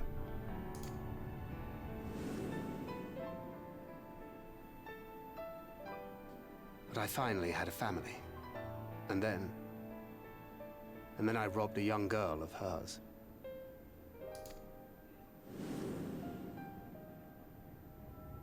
I did my best to make amends, to offer her comfort. But the more I look back on it, the more I realize just how inadequate my efforts were. I let her down. That is why I refuse to let her legacy die. In the end, all we can do is press on, for those we have lost, for those we can yet save. And that requires your Talos. Please, Magnus. You are our only hope of reaching Nabarth Areng.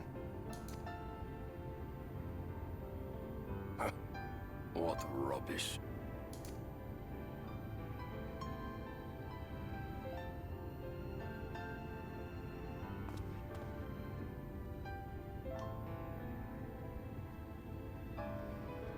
She's not gone. No matter what you say or believe, she's not.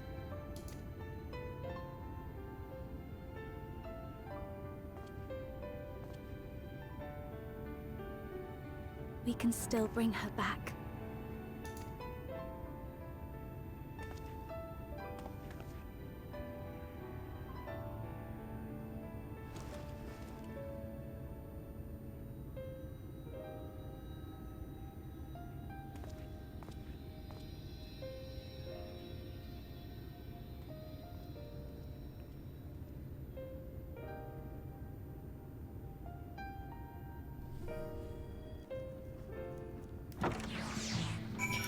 Not gonna lie, when I got to the second part of Armorang, I kind of checked out for it. It was a case in point of everyone's miserable in the world, that doesn't mean you can be a prick about it. I mean, sure, but, like, it's also, like, kind of picking apart what's actually going on in Thancred's head, because there's been a lot of, like, flashes of what's going on, and he hasn't seemed, like, empathetic to anyone up until this point, or that we've seen so far. Besides, like, obviously being buddy-buddy with the Scions, so seeing, like, how he feels about his past, and obviously what Minfilia means to him is a big thing in establishing that why he is struggling with everything that's happening right now, and Magnus is a perfect kind of person to explore that with, because he experienced loss and, nah, I'm out for everything. So, yeah, like, I kind of get it, it's treading old ground, but it's, like, treading it in a way that's specifically picking apart, like, what a character is thinking, and in that regard, like, obviously leading up to this point, it kind of goes from, like, big revelations to, okay, we're back to square one in a new area now, where we're kind of building up, like, understanding of an area, so we're focusing on, like, the really minor details, but, at the end of the day, I feel like that was a scene worth having, for sure. Or this particular part of the arc is definitely worth having, because we're coming up to the point that Minfilia is going to have to choose between absorbing Minfilia's powers herself or giving control to Minfilia, and Thancred's thoughts on that are obviously on her mind, so exploring that is worth it, in my opinion. But then again, I'm always focusing on the narrative, so I wouldn't actually check out in something like this. So, yeah. I can definitely understand it. It's definitely like it's definitely gone back into a valley of kind of pacing and importance, but hey, newest girl. A lot of not much has happened, to be honest.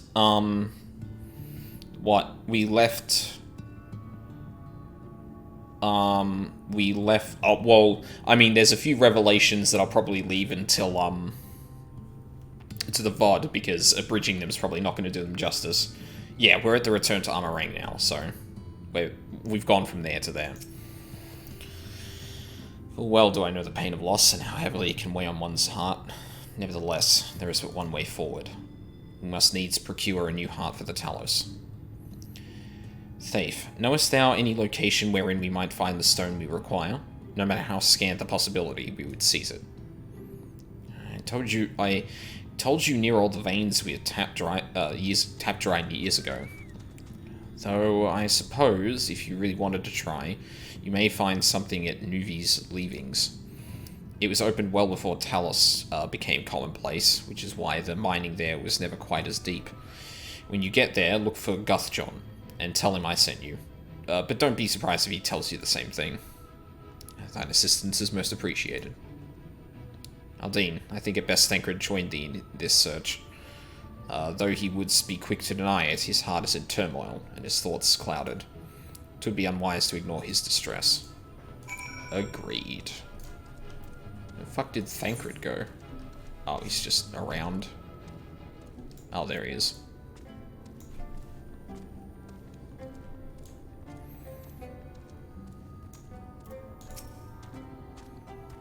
Off to somewhere, are you? We're going mining, buddy. At last, a lead on the stone we need to make to power the Talos. I can't very well have you go on your own. Lead the way. Convenient distraction. Alright, let's have a look at the codex we get for this. I'm actually better off looking at it like this.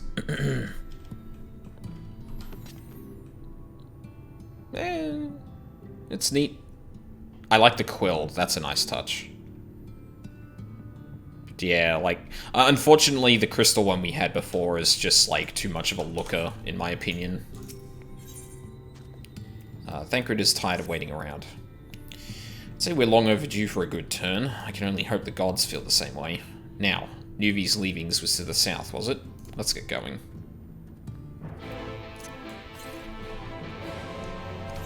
.590 east. Okay, so there's definitely not one near here. And another quest. Charmless man. Svein has discovered something unusual in the delivery brought from the mine. Have you seen a charm like this before? I found it among the stones brought from the mine. A lot of the workers wear these for good luck, and I expect whoever lost it is wondering where it went. It's the first time I've seen one made from cat's eye, so the owner shouldn't be hard to track down.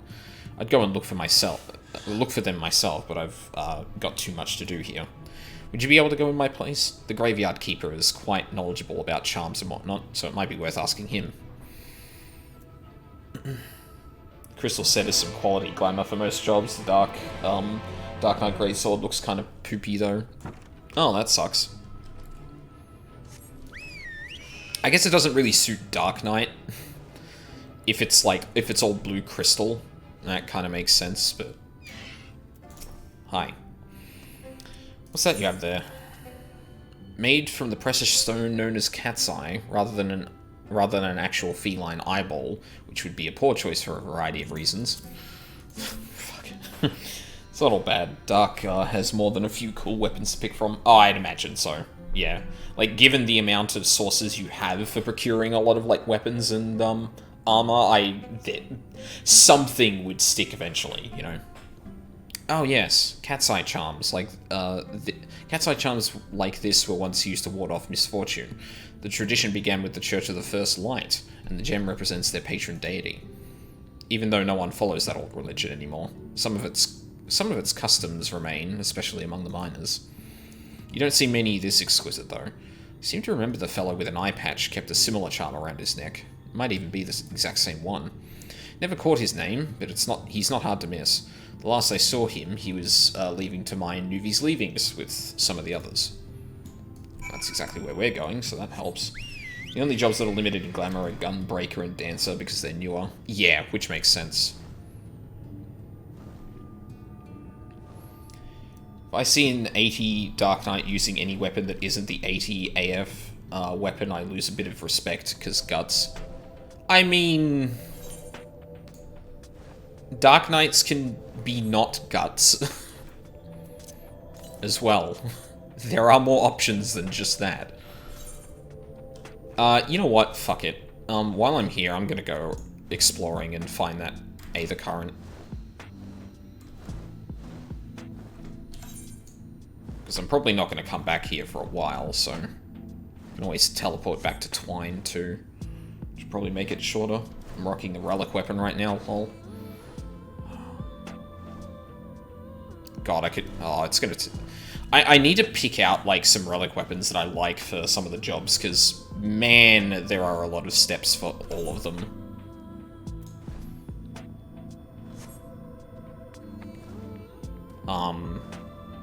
I can't remember if the Zodiac stuff is, like, the end of the ARR, relic line, but... Boy, is there a lot of shit to do there.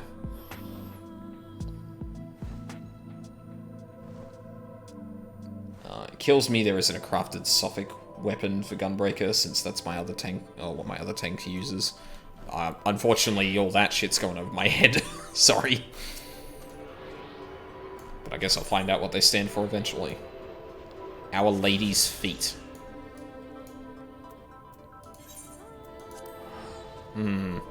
Scavengers Assemble. Oh, that's where the other quest is too. Nice.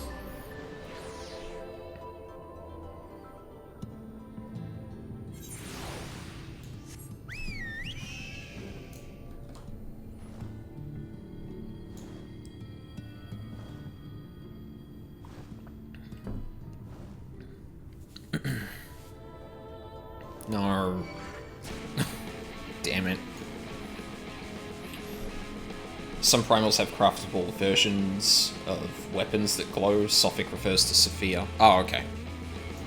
Interesting.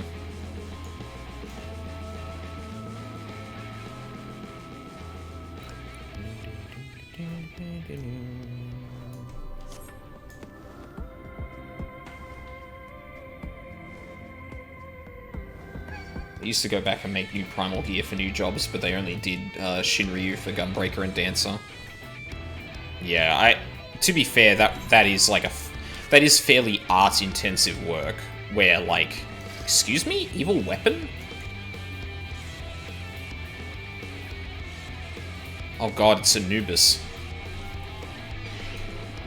Wait, was that the stand name? I hope I'm not remembering that incorrectly.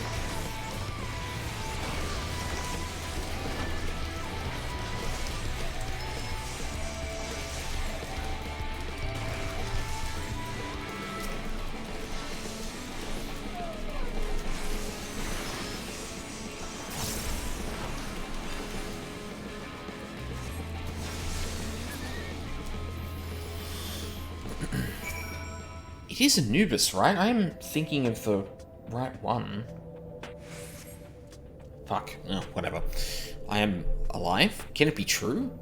But it is too early to celebrate. The youngest of our group is still missing. Please, you must find him.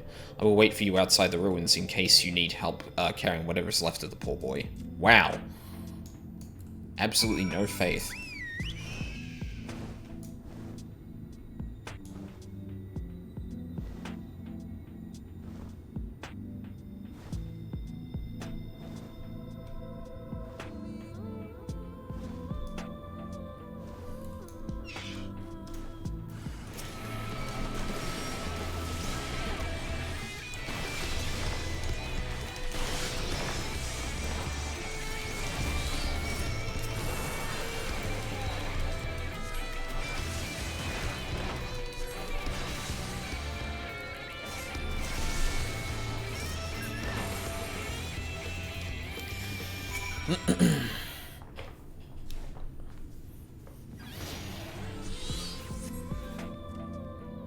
Phew.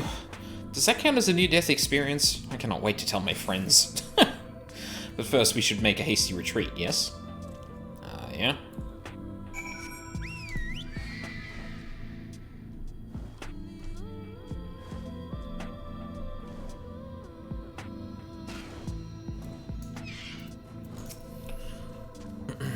Cannot thank you enough for saving us. But how did you know we were here? There was another kobold who was looking for you. Or Maud. Running away turned out to be the best choice. Not only did he escape, but he sent help too. If he had tried to rescue us himself, we would probably be all dead by now. Better to run and scavenge another day, yes? I must remember to thank him. Hooray! Now.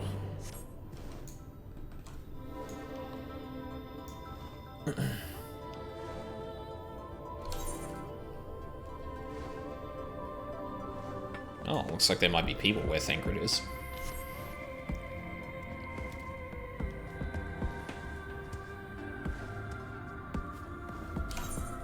So, random question, are relic quests released with, like, 5.0, to tide people over, like, between patches, or does that stuff get introduced, like, after, like, a 5.1 or something like that? Because I'd imagine they'd, like, let you start, like, maybe tier 1 or whatever. Fuck off, are you serious?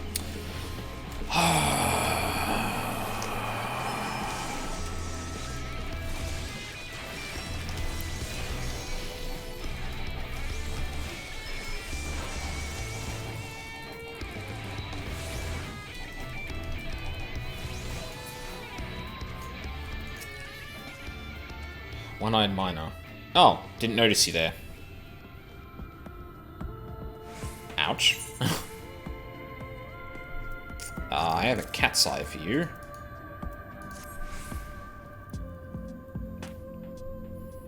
Where did you get this? God, how could I have been so careless? This was all my sister left behind before she... Look, I'd rather not talk about it. But I appreciate you bringing this back to me. It means a lot. Nice again. I came out on my main Twitter, by the way. Following you on my main now. Oh, nice. Congratulations. The way you described it, I was expecting the place to be abandoned. Perhaps our fortunes are finally improving. Though we should probably hear what Guthjon has to say before we celebrate. Assuming we can find him, that is.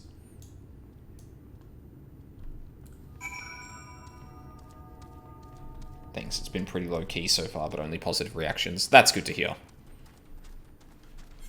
I would, Oh, I guess if it's on your main and not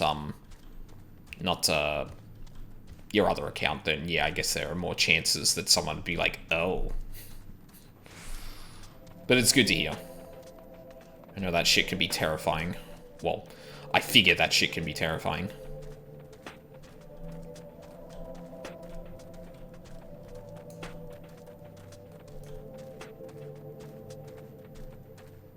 Alright, what do you got for us, Guthjon?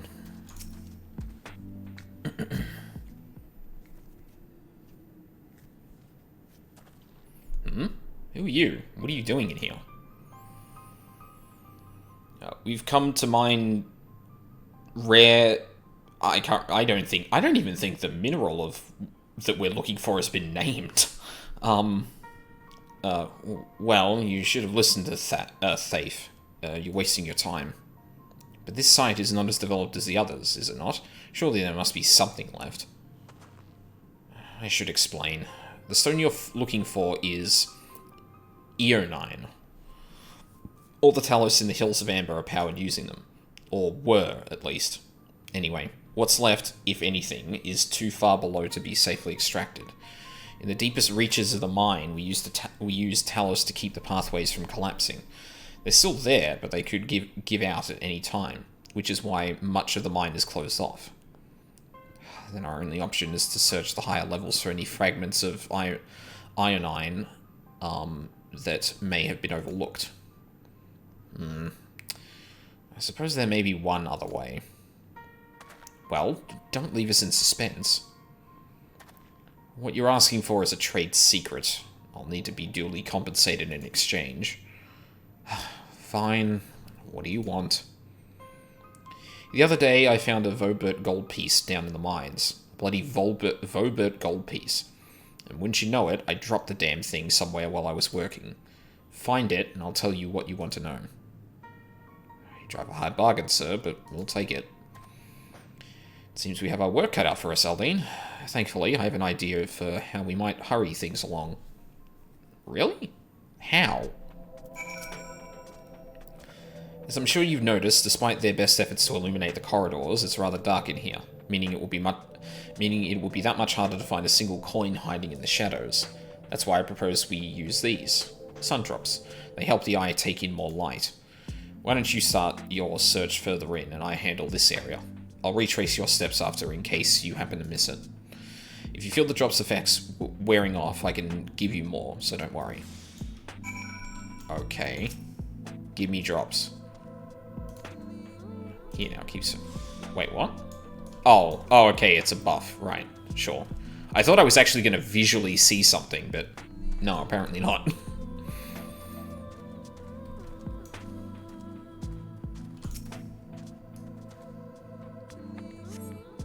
You search the shadows, but find nothing. Perhaps the gold piece lies elsewhere.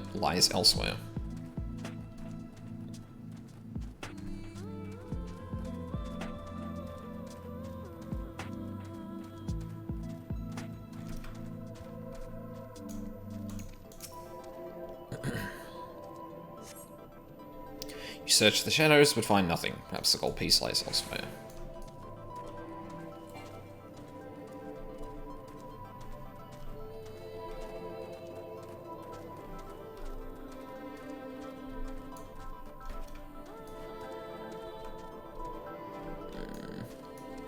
Alright. That's the last place.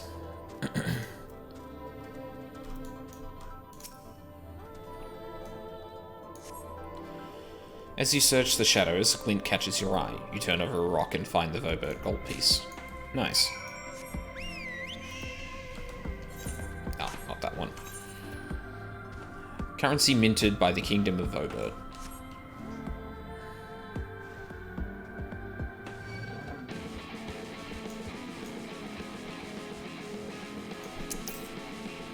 Ow.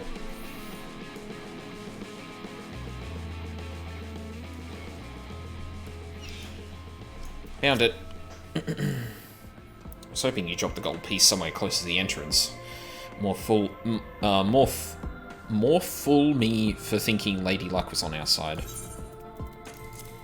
That's right. I found it at least. Or maybe she is. Yours at least. In the end, my contribution was little more than poor company.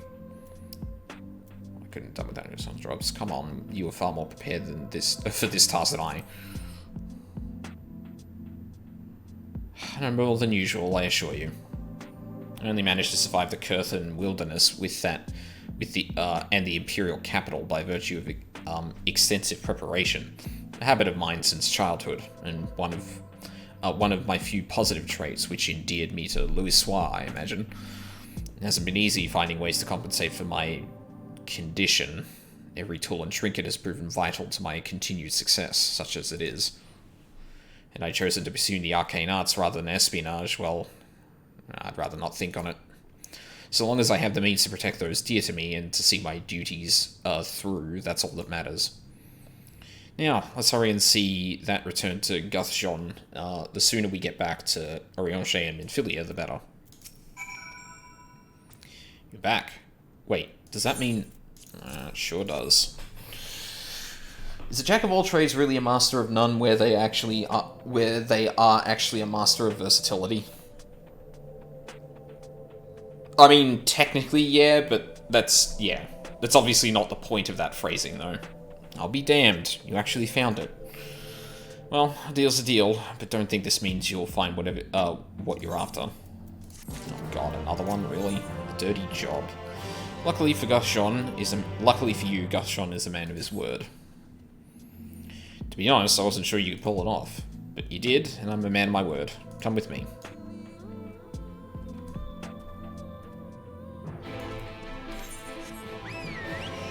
Outside? Really? Okay.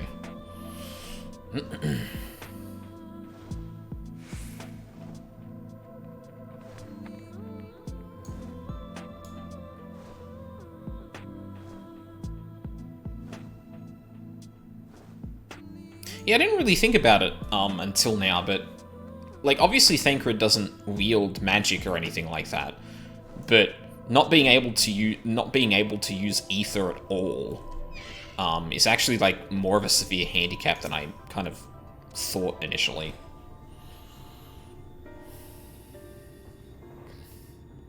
Ow. Alright, what is it? Every time I step out of those mines, the sky seems to get brighter. I'd never leave them if the air weren't so stale. But you're not here to come... but you're not come to hear... You are not come to hear my grievances. You're after iron. Or iron? First I have to ask. You ever heard of rockworms? Rockworms? I know them by another name, though I'm fairly certain the locals call them knockers. Aye, that they do. Whatever you call them, those little bastards may be the answer to your troubles. They can fit through cracks and crevices down where we could never hope to reach, and on occasion they come back with something valuable. They dig up iron in the mines? It's a rare occurrence, but yes. That said, it usually amounts to no more than a few flakes. Well, our only other option sounds tantamount to suicide, so how can we draw out these rockworms?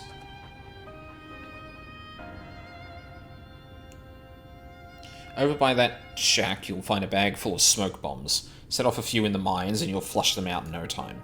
Once they're out in the open, knock them senseless and check their backs. I should warn you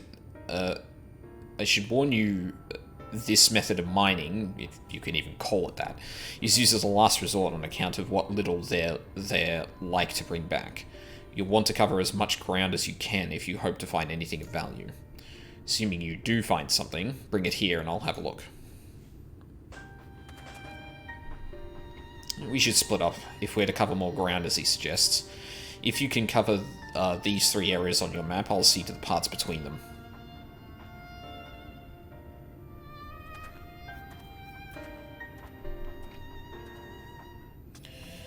Alright. That's gonna be it for tonight, unfortunately.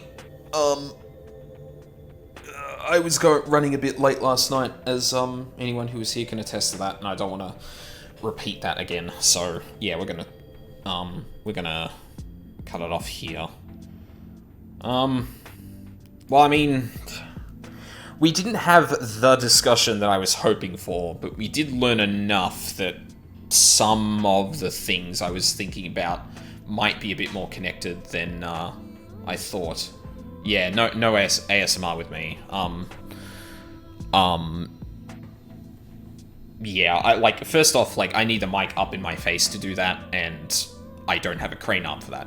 Maybe when that's a thing, maybe I will, squeeze in a bit late, but generally speaking, I tend to talk a bit louder than I think sometimes, especially with headphones on, and that obviously is a problem for someone who's sleeping, not 5 or 10 meters away from this room, so it'd be fucking rude if I just kept doing that and ignoring it. Yeah, so tomorrow I feel I'm gonna take off from the stream, just to give myself a little bit of a break. I will be returning with this, most likely. I might mix it up on Friday and do a bit of Hades, maybe a bit of 14 as well. I haven't really decided yet, but I want to break it up again. And then,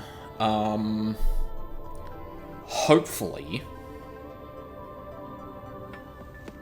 Oh, actually, no. I can't commit to Ace Attorney just yet. I just realized I need to call about something and see if I, manage to get a booking in somewhere. Yeah, so don't know what's happening on the weekend, but I'm still going to be playing 14 in the afternoons, so around the same time as I do this. I updated the schedule tonight with, the time I was playing 14, so I'm going to copy that forward, or mostly copy that forward. I want to start a bit earlier next time, but yeah, that should be a good indication from now on, and then I can actually get a schedule back, because next week I'm back to work, so it should just be what I was doing before that, before the holidays, and my computer just dying. So yeah, I think that's pretty much it. So yeah, thank you very much for watching live or on the VODs. I really appreciate it. I hope you have a lovely day, and I hope to see you all next time.